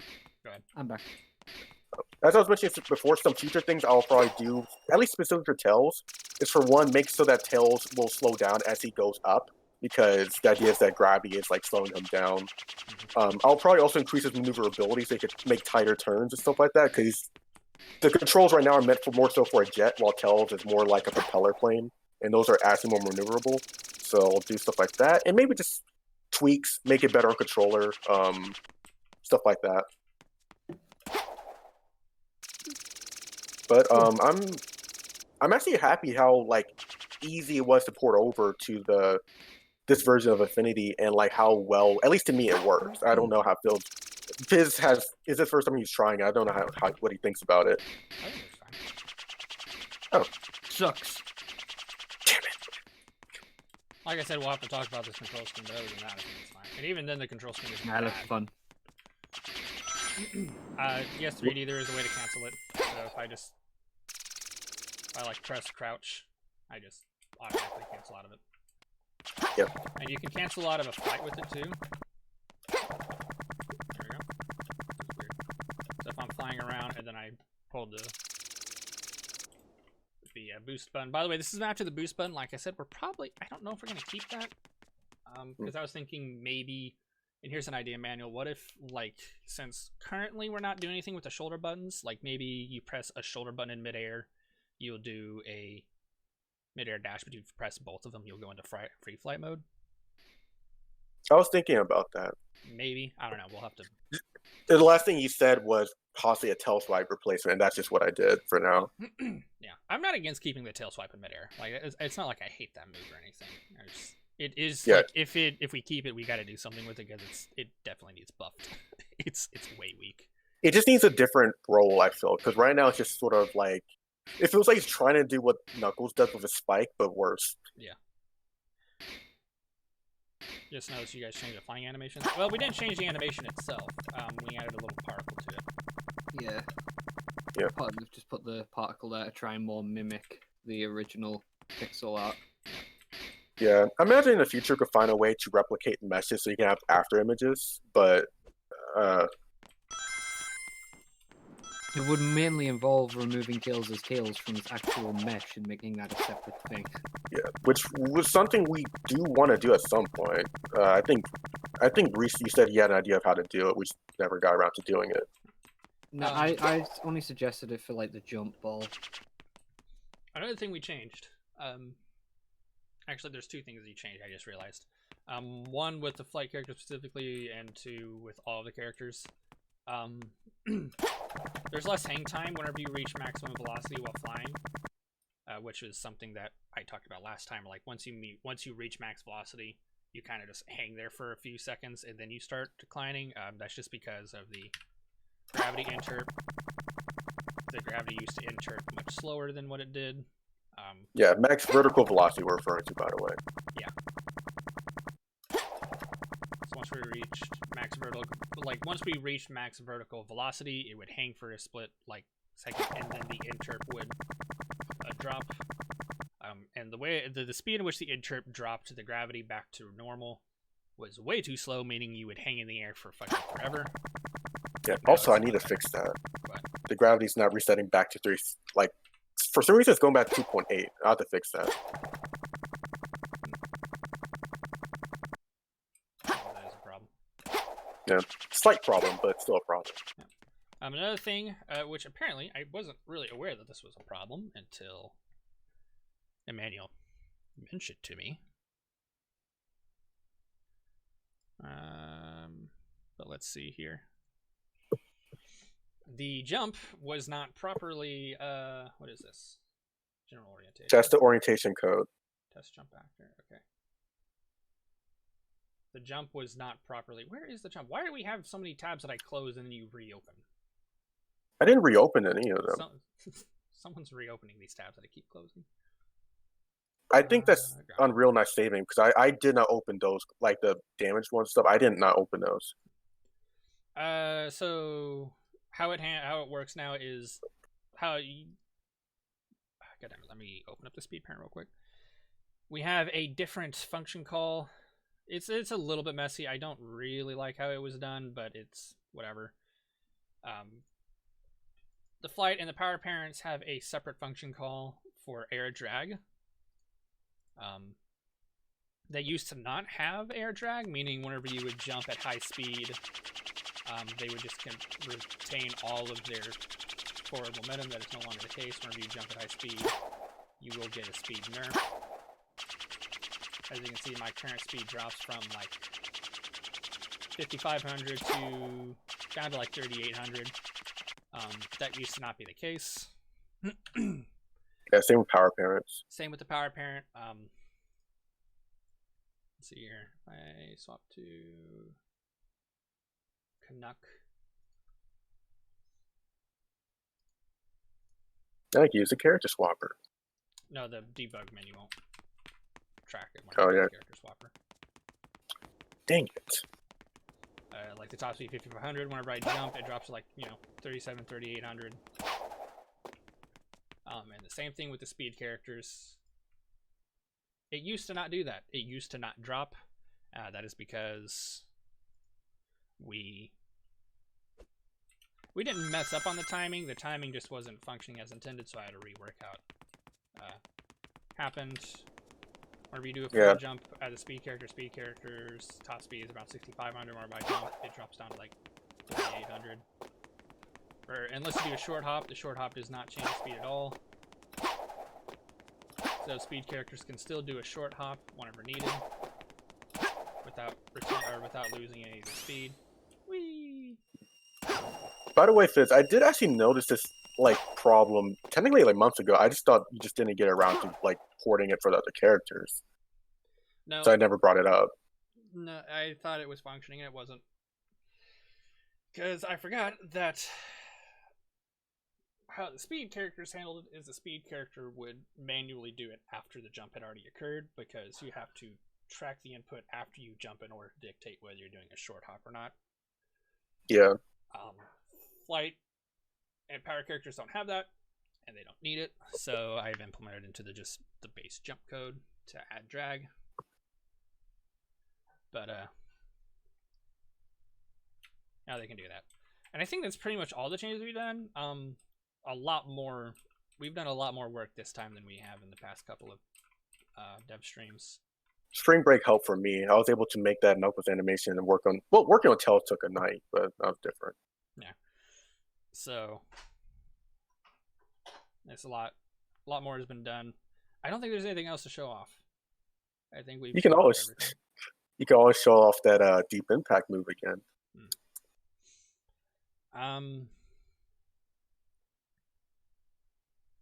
Let's see here. I don't think there's anything else, so if anyone has any questions or concerns, you're more than welcome to ask them or just talk about them, Yeah. I have not eaten yet today. I was going to eat, but then it got too late, and I'm like, God damn it, I don't want to eat before the stream because then I'll have to go to the restroom. I don't want to do that in the middle of the stream, so I'm going to order food while people ask questions or Emmanuel or Reese talks about whatever. Reese, what do you think? To talk about that, we first need to talk about parallel universes. No, don't you start. I already heard this question, but will you add unique drift animations similar to Unleashed? We actually have one of them, but we need to mirror it. Yeah. Which, it shouldn't be too difficult to mirror it now that I know how to mirror stuff. Yeah, thank you for figuring that out, by the way. That actually was a huge help. Actually, Reese is one to figure it out. Thank you, Reese, for figuring it out. Fuck you, Fizz. Anyway. Yeah. All right. Yeah, thank you guys for actually helping me with the animations and telling me how to flip them. The one problem would be with Sonic though is his mesh hasn't been fully updated like I have to with Knuckles and Tails, so mirroring may not work. It's going to be really difficult until I get that fixed. Will there be a short hop animation? We had an animation for that. I don't know where it was from. It's in the file. It's in the project file somewhere. Oh, well, we just need to add it in. Yeah, I think it's in the content browser. Yeah, what needs to happen, and this will require a tad bit of reworking with the animation blueprint for the speed characters, is currently how it functions. I'm currently playing Sonic. How it functions is whenever you do a jump, Sonic, from the very beginning of the jump, goes into a jump ball. Like so. If we want to do a short hop animation, we will have to change it so that does not happen anymore. By default, what it will do a regular hop that will interp into a short hop depending on your speed. Well, we can probably use some type of animation composite, or blend space for that. We can use blend space. And then what the animation blueprint will do is once it recognizes that you're no longer short hopping, it will automatically enter from a short hop animation to a jump ball animation. Yeah, because that's what we'll do for in the speed characters, we track whether or not you're short hopping. We just got to rework the animations to take that into account.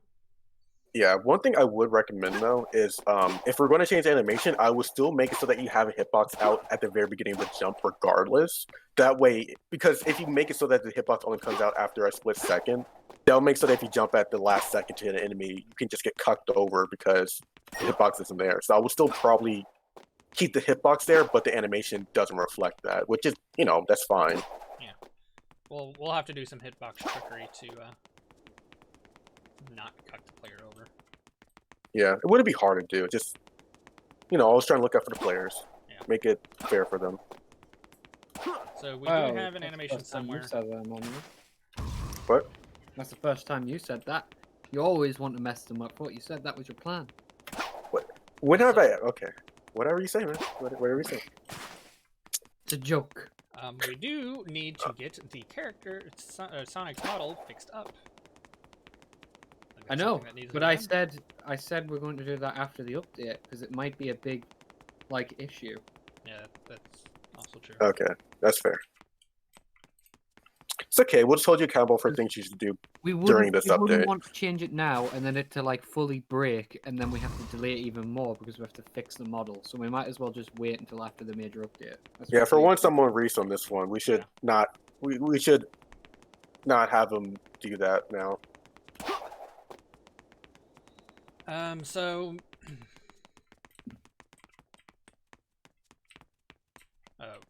What's wrong with it? Oh, that's It's a whole thing. That's a whole different thing. Long and short of it, his model has how it works in games is that when you have 3D assets, like 3D characters, they have a model, and the model has a skeleton, like a real person does. And you use the skeleton to animate them, like that bones and stuff. You move the bones around, we animate and stuff like that. You have to like weight paint vertices on the model to specific bones and stuff like that. Yeah, like we use Blender normally to animate it, and we import the animations. Anyway, point is, for some reason, Sonic's bones are rotated wrong. They look right here. 90 degrees. Yeah, they're all like rotated 9 degrees whenever you see it in like a modeling software thing, which means that like if you try to mirror, it will not mirror correctly when you mirror animations. There's just a lot of things wrong with it. There's also a bunch of redundant bones. There's like a couple of redundant bones sitting around that don't. There was a do lot. Anything. Yeah. If I remember right, like his mesh isn't properly mirrored. If I remember right, like you were saying, like because the bones. It doesn't have the other mouth as well. Yeah, so, we're like, missing we're missing the other mouth swap. mesh. Yeah. Yeah. We could probably just make another one. Yeah. If we take the current There one is and something about the eyelids. I it. think I remember. Something about the eyelids are a bit strange. Yeah. Yeah, since Sonic is the oldest model, Shadow probably has a lot of issues too, but they're legacy models, so they are the least bit touched. But you can see with Sonic's leg stretching and becoming thick when he does his animation. Thick his leg is there compared to the other. Yeah. I mean, I think that's just part of the normal animation because it seems to. Yeah. Into the animation. Which makes sense. You have a fixed camera angle when you do that. I think you have a fixed camera angle when you do the animation, or not. Never mind. I take that back. Yeah, yeah, usually the camera is pretty far out from Sonic, so you don't ever see these kind of things. Yeah. So that's normally not an issue. The closest I could imagine is just in Sonic Unleashed when you're in the hub Sonic world. Scoliosis, pretty much. Pretty much. Use a speed to fix it. But speed can only do so much. So there are just general things with the model that need to be fixed. But the problem is because if we fix the model and the skeleton, we would have to re-import the new skeleton. Which means all of the animations may not like that. For Sonic or for everyone? Specifically for Sonic, but... It won't affect any of the retarded animations. Yeah, Don't for worry all the about other it. characters. Although, have you already adjusted all the other characters? Like all the speed characters? Yeah. So you adjusted... No.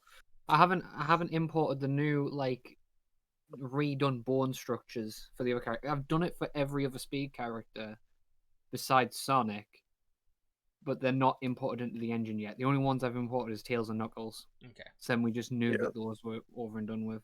So, once Sonic gets fixed, then we can re-import all those assets into Unreal, which will probably break a lot of animation work. Yeah, to be honest, just re-importing and stuff is just probably going to take a day. I would say a day's worth of work. Maybe not even that. Maybe. Oh, that's not too bad then. But don't jinx it.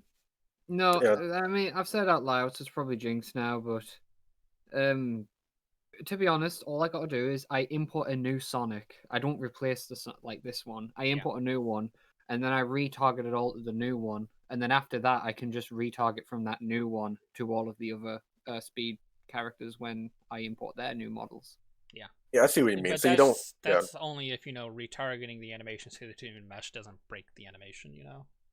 Yeah, it hasn't so far when I've done it with Sonic's animations to Knuckles and Tails. Yeah, they seem to have worked perfectly fine. So it doesn't seem like Unreal cares about the bone rotation too much if you know what you're doing.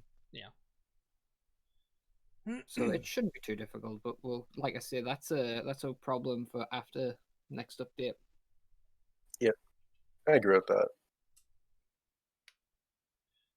It's just I don't want to do it beforehand, like I said, just in case I have jinxed it and it will break everything and take forever to do. So just being smart about it. It's not broke right now, so let's not fix it. Yeah. I mean, it is broken, but it's visually functional. It's functional. It is broken, but it's also functional. You can be broken and functional at the same time. Fizz, you can also show off the changes you do with rolling too. It's rolling. Oh right. That's another thing we did. The rolling ball animation. Where if I slow down time here, the rolling ball animation actually will rotate based on your speed. As you can see, Sonic's actual ball animation is slowing down as you slow down. Yeah. So if I roll, Sonic is rolling relatively fast. The sphere around him isn't slowing down yet, No. is it? I think, like I said, I came up with an idea for that. I need to go in and test it out, though. Yeah.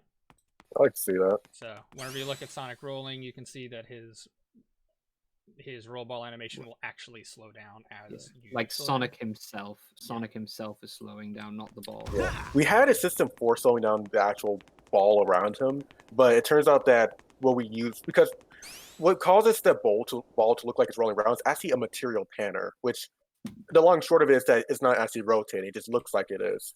And the technology that makes it look like that doesn't like having a speed change on the fly. So we did have a system for that, but it caused it to rotate backwards randomly, which was annoying the shit out of us. So I had an idea for that. Essentially, the easiest thing to do is to have two panners. Oh, well done. Is to have two panners. One panner that's really slow and one panner that's really fast. And then they're connected into each other with a lerp, which is then controlled by another scale, which would be the speed scale. So yeah, you I like that idea. From like 0 to 1, because you can gradually change that over time, and lerps work fine in runtime. So then you can plug that into the panner. So then we can just control that speed variable, and it will blend between the slow, like the faster one, down to the slower one. That's the idea I've got, which we need to test out. Yeah. I'm pretty sure that should work. So yeah, the reason I changed this is because it got annoying looking at the rolling animation playing it. Well, for one, it got annoying looking at it playing at only one single speed. It only ever played at one singular speed. And two, regardless of how fast you were moving, it was always moving extremely fast. So if you I just thought as well, sorry. Another thing we can do with it is, the blinking. We could probably control the speed of that. So when he's faster, it blinks a bit more frequently. But then when he's slower, it doesn't blink for as long. Well, we could try that. It depends on how it looks. Because it makes sense to me, because the whole idea of it, like, blinking is like a blur. The speed. Like it's you're going so fast, it's like a blinking blur. Yeah. But when you slow down, you could probably just make it more transparent, maybe just not blink as much, so you're just seeing Sonic roll instead of the ball. Yeah, I think making it transparent, or maybe making it so that when it blinks, instead of it just turning off and on, it's like a lerp, and you just increase the speed of the lerp, maybe could work, or both. I think I tried doing that, and because if you make it like at low speeds, if it just blinks on and off at low speeds, it'll probably look weird. So at low speeds, it should probably do it transparent. I mean, also the ball technically needs some work. It needs like I forgot which I think it was Lost World that had like a cool ball effect where like it had like white stripes on it or something like that to make it look like it was rolling a bit more. I don't know. Oh, you mean speed lines? Yeah, like speed lines, both actually on the Going around material. Yeah, going around it. I know what you mean. Yeah. Anyway, as I was originally saying, is the reason we changed the animation is so that it's one of those like quality of life really minor things that you wouldn't really notice unless you paid attention, but like once you have paid attention and like once you have noticed, you'd never not notice it because it's always there. You know what I mean? Yeah. Like once you've noticed it, you can't ever not notice it. And one of the thing was like Sonic's rolling animation would always play at the same speed regardless of your speed. So if I was rolling really slowly, like right here, Sonic's actual spin animation would be going like a mile a minute, and it never made sense. It always looked bad, and I always noticed it because I saw it once, and I could never unsee it, and it got annoying. And I'm like, all right, I gotta fix this. Yeah, that's fair. Also, there's only one small problem with it is that if you do a spin slide, hold down boost while you're uh, rolling, it it looks weird because he's now rolling at a low speed when he's doing that. But I could probably use some variable stuff to change that. See, like he actually slows down, which I mean that's actually kind of cool. I can maybe play around with that so that it can actually indicate like how much is charged up by how fast he's rolling. But yeah. Does it affect other characters like Blaze? Blaze is the only character it doesn't affect, but that's because Blaze has a unique rolling animation. She does a pirouette. Yeah. Yeah. So it does affect Tails. It does affect Knuckles. It affects Metal Sonic, Shadow, Silver. Silver. Did I do Silver? I don't know. I think I did Silver. I don't know. I'll have to look at it again. But it affects all the characters except Blaze, but that's only because Blaze has a separate rolling animation. She does a pirouette. Yeah, and this will be the truth. This will be the same for any other character in the future that would happen to have a different animation for whatever reason. Mm-hmm. Which could happen. Metal Sonic may do the black shield instead of the rolling animation when he does rolls, but that's for future. So yeah. I put food in my cart and I failed to actually order the food. Well done. You failed. Oh, you failed. Whew. You got an E. All right. Time to starve. Sonic and Don't Starve together. All right, so that's pretty much most of all the things we've done. Yeah. I think it's good. Fizz can y'all can finally stop saying I only work on Knuckles, because now it's patently false. Finally, the voices in my head can stop. Yep, that still didn't work, Emmanuel. No. I'll have to look at What? the code real quick. You gotta be mix-shitting me. Like, if you run a stamina, you're supposed to not be able to go into a fight. Yeah. That's I know what that you mean. thing was supposed to do. In the future, could probably also add in a check for flying that says, hey, if your stamina is 0, don't even bother. But, yeah. That's what the is can flight is meant to do. Like, that's Well, what yeah. it checks, is like, are I'm you saying capable you can of flying? I'm saying you can have both. Yep. I like this free flight. This free flight's nice. Oh, okay. No, it's shit, Emmanuel. You did terrible. Yeah, like, it was actually just really cool seeing how well it actually works for Tails. Like, with some minor tweaks. Like getting rid of the barrel roll. Oh, also, if you run into a wall, you'll slow down. And if you stay on the wall for too long, you'll stop. Originally, for Metal Sonic, he will enter a wall slide after a while. But Tails will probably have to figure out a different solution, like not having him do that.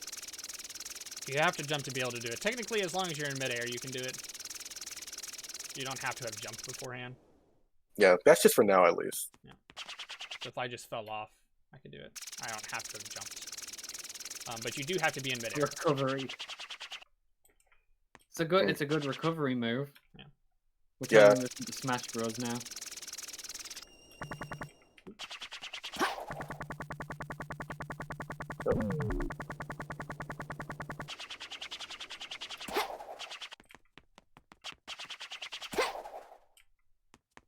Let's see. I don't think there's really much of anything else to talk about. If anyone has questions or concerns or just want to talk about something, you can. Let's talk about the Sonic World's money issue. Apparently they have money. Yeah, Sonic's World does not have money. Sonic World? Like Sonic World DX? No. No, the actual Sonic franchise. Like, in lore, they do not have money. Oh, okay. I thought you were supposed to say, like, Sega does have money. I was supposed to say, like, no, they have tons of money. Any wisp work? We've not done wisp work in quite a while. We're trying to focus on Knuckles and Tails at the moment. Other than Ivory Lightning, all of the wisps are functional. They're all fine except for Blue Cube, but Cube. Fuck Blue Cube. And you want to do something with Eagle at some point, like Yeah. Reese has suggestion. We're probably gonna make Eagle control similar to this, like the free flight does. Yeah, I can Yeah. help with that. Probably a little bit more reliant on the camera, but Yeah, it's more like the way the camera would be facing when it's in like clear lock mode. So that shouldn't be too difficult. Honestly, it's probably just porting a lot of this code over to the Eagle. To be honest. Yeah. Um, The code is relatively self-sufficient. There's some stuff that I changed in master character, like make it so that like at least when you do this, it the master character has a new event that it can use to supplement its like input calls, and then like the flight input actually takes in your raw inputs and it says, "Oh, if you're not flying, just pass it to the master character." okay. But other than that, it's pretty self-sufficient. One thing we did talk about before is like changing like bombs so that if you're flying, you know, they just drop beneath you, and it will definitely hold true for this also, probably, because then you can actually do fucking dive bomb runs and stuff, which that would be pretty cool to watch. Mm-hmm. It's World War II raids on egg ponds. Oh, guys, the nuke! No.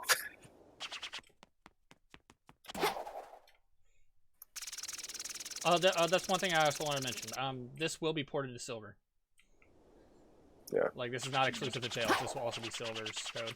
Silver will probably have a slightly better free flight mode than Tails does, simply because Silver can't fly like Tails can.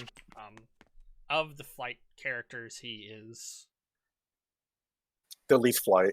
yeah, the least flight type of the flight characters. So this free flight code will give Silver some more actual flight character personality, if that makes sense.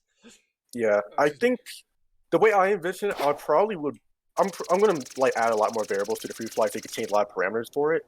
Like I said, like Tails is like a propeller plane. I would probably make Silver more like a alien like hovercraft. Like make so that maybe he has a lower top speed when he does it, but he's way more maneuverable. He can go like side to side in like an instant if you wanted to.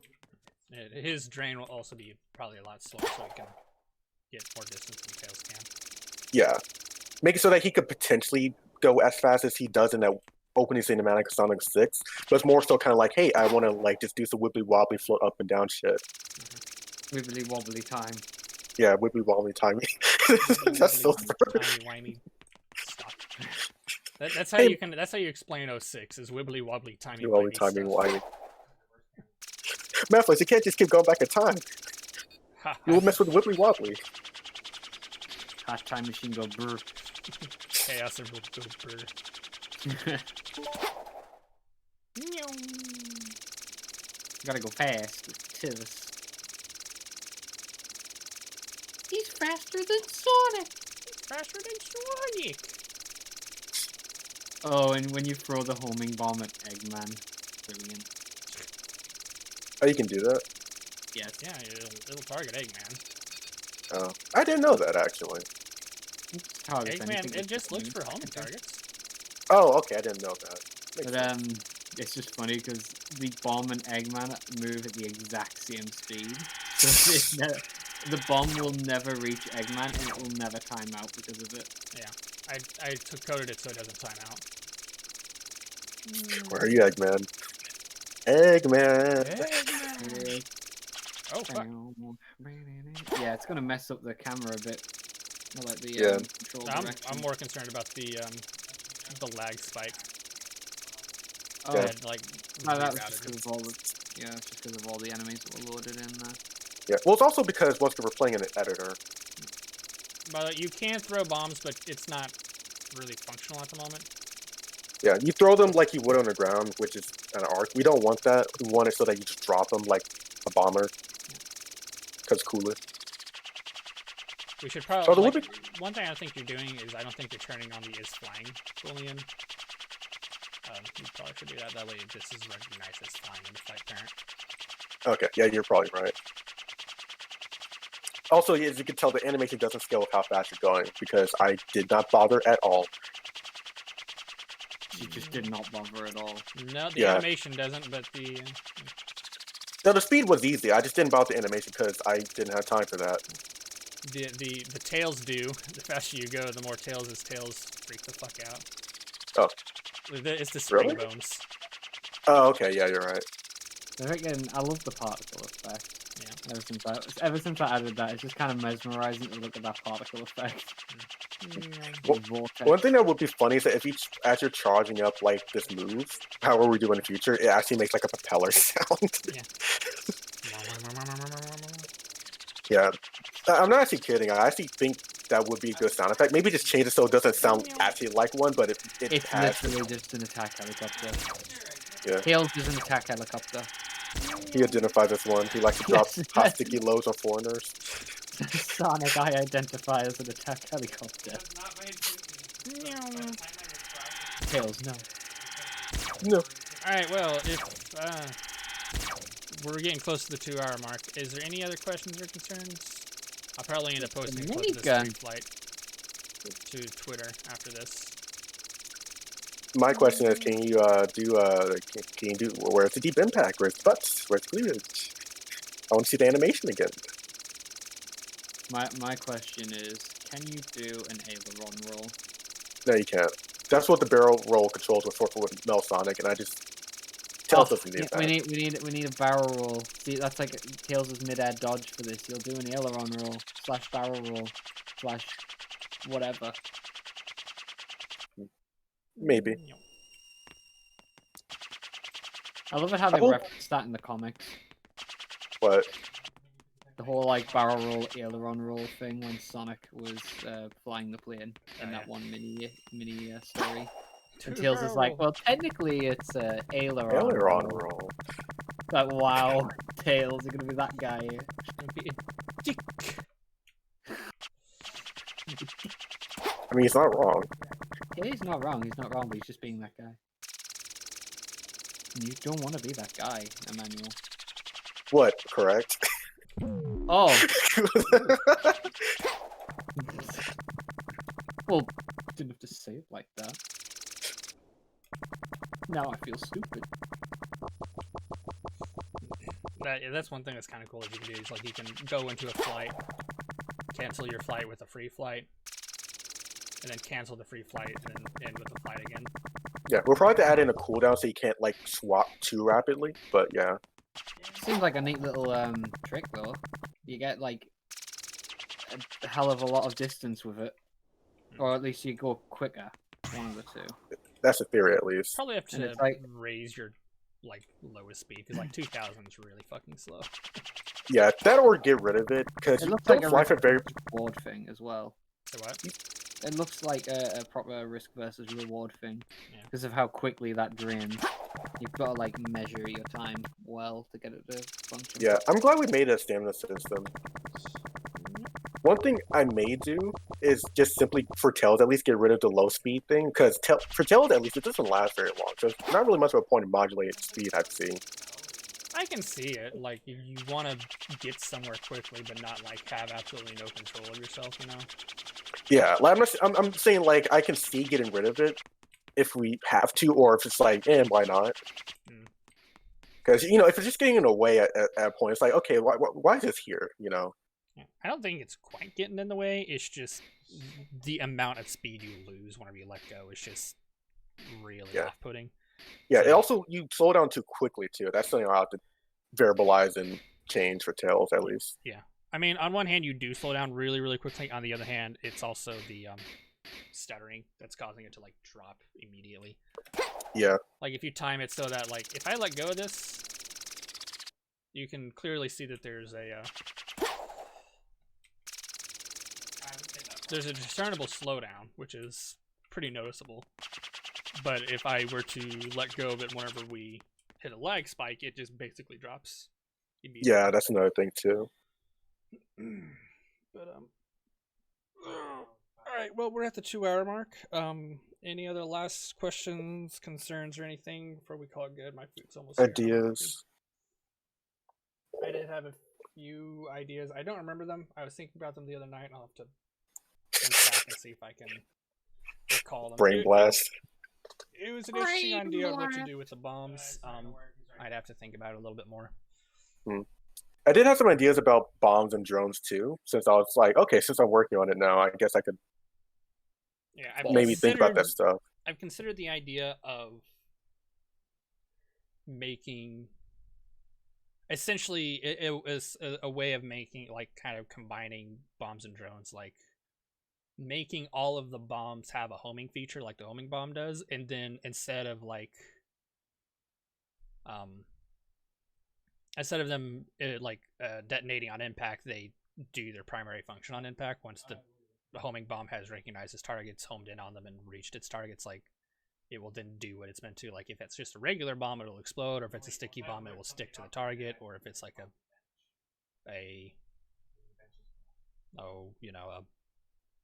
what's it called? An EMP bomb, it'll like zap the target or whatever, Or make it like a balloon bomb so that when it gets to them, it drags them up for a bit. Yeah, like my main thing was like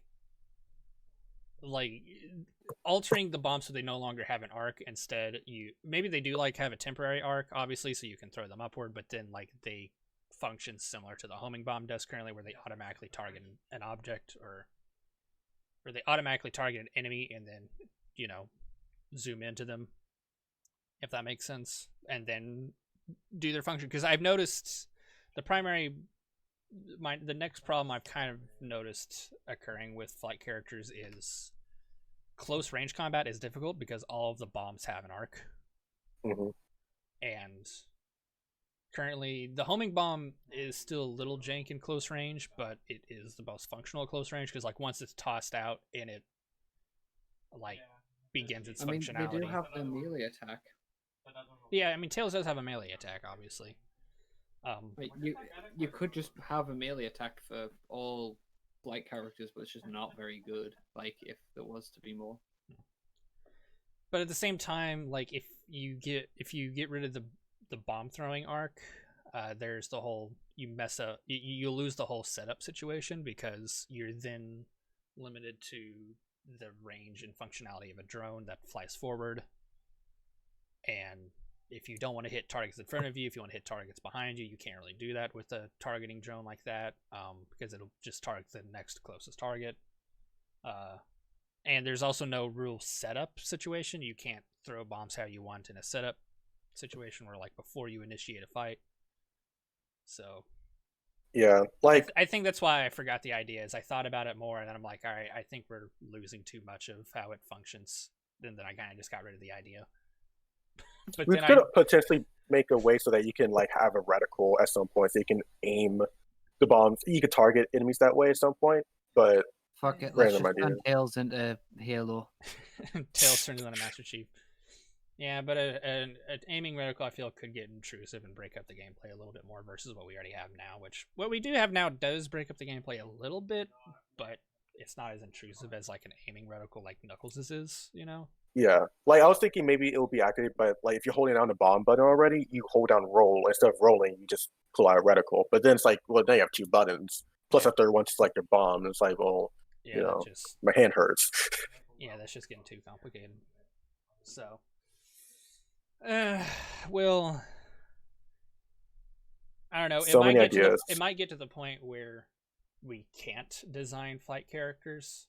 I'm entertaining the idea where flight characters, we come up with a base concept and a base function for flight characters, but out of all the characters, flight characters would be the most customizable. Like you can create your own bombs, you dictate how the bombs interact and things like that. Like there's honestly a whole fuck ton of bombs we can do, and what we might do is we might just come up with a base starter kit to work with by default. That we think might function pretty well, but from there, if you don't like it, just create your own bombs, because it's not difficult to create your own bomb. Like, honestly, I've already set it up so that all you got to do is create a child of the parent. And the base functionality is already there and done. All you have to do is set up the custom functionality yourself of this individual bomb. So it might get to the point where like, all right, we've created a couple of base bombs for you, like base custom bombs. But from there, you got to design your own bombs because the flight characters are made in such a modular way that you could design them however you damn well please, you know. Yeah. Well, you gotta still gotta appeal to YouTube. You know, Tails still gotta be cool for Yeah, YouTube. Tails got to be cool still, you know. Yeah, you can't just be like, you make your own. You gotta add in your own button. You gotta add in your own clearance. You know, you can't do that on YouTube. People get mad. They'll say, "Where's the butt? Where's the clearance?" Where's the bombs? Where's the cleavage? Bombs. Bombs. Rope bombs. Bomb. But since it's not like I'm not gonna work on Knuckles, but I'm definitely probably just gonna take a break from him now since he's like in a stable position. So I'm probably gonna do more so with Tails, and like I'm not trying to brag, but like adding in like the free flight wasn't that hard, so I think I can start like really helping out now with my just by having another person working on Tails. Yeah, we'll test around a few ideas. There's the idea of cycling through bombs with the shoulder buttons.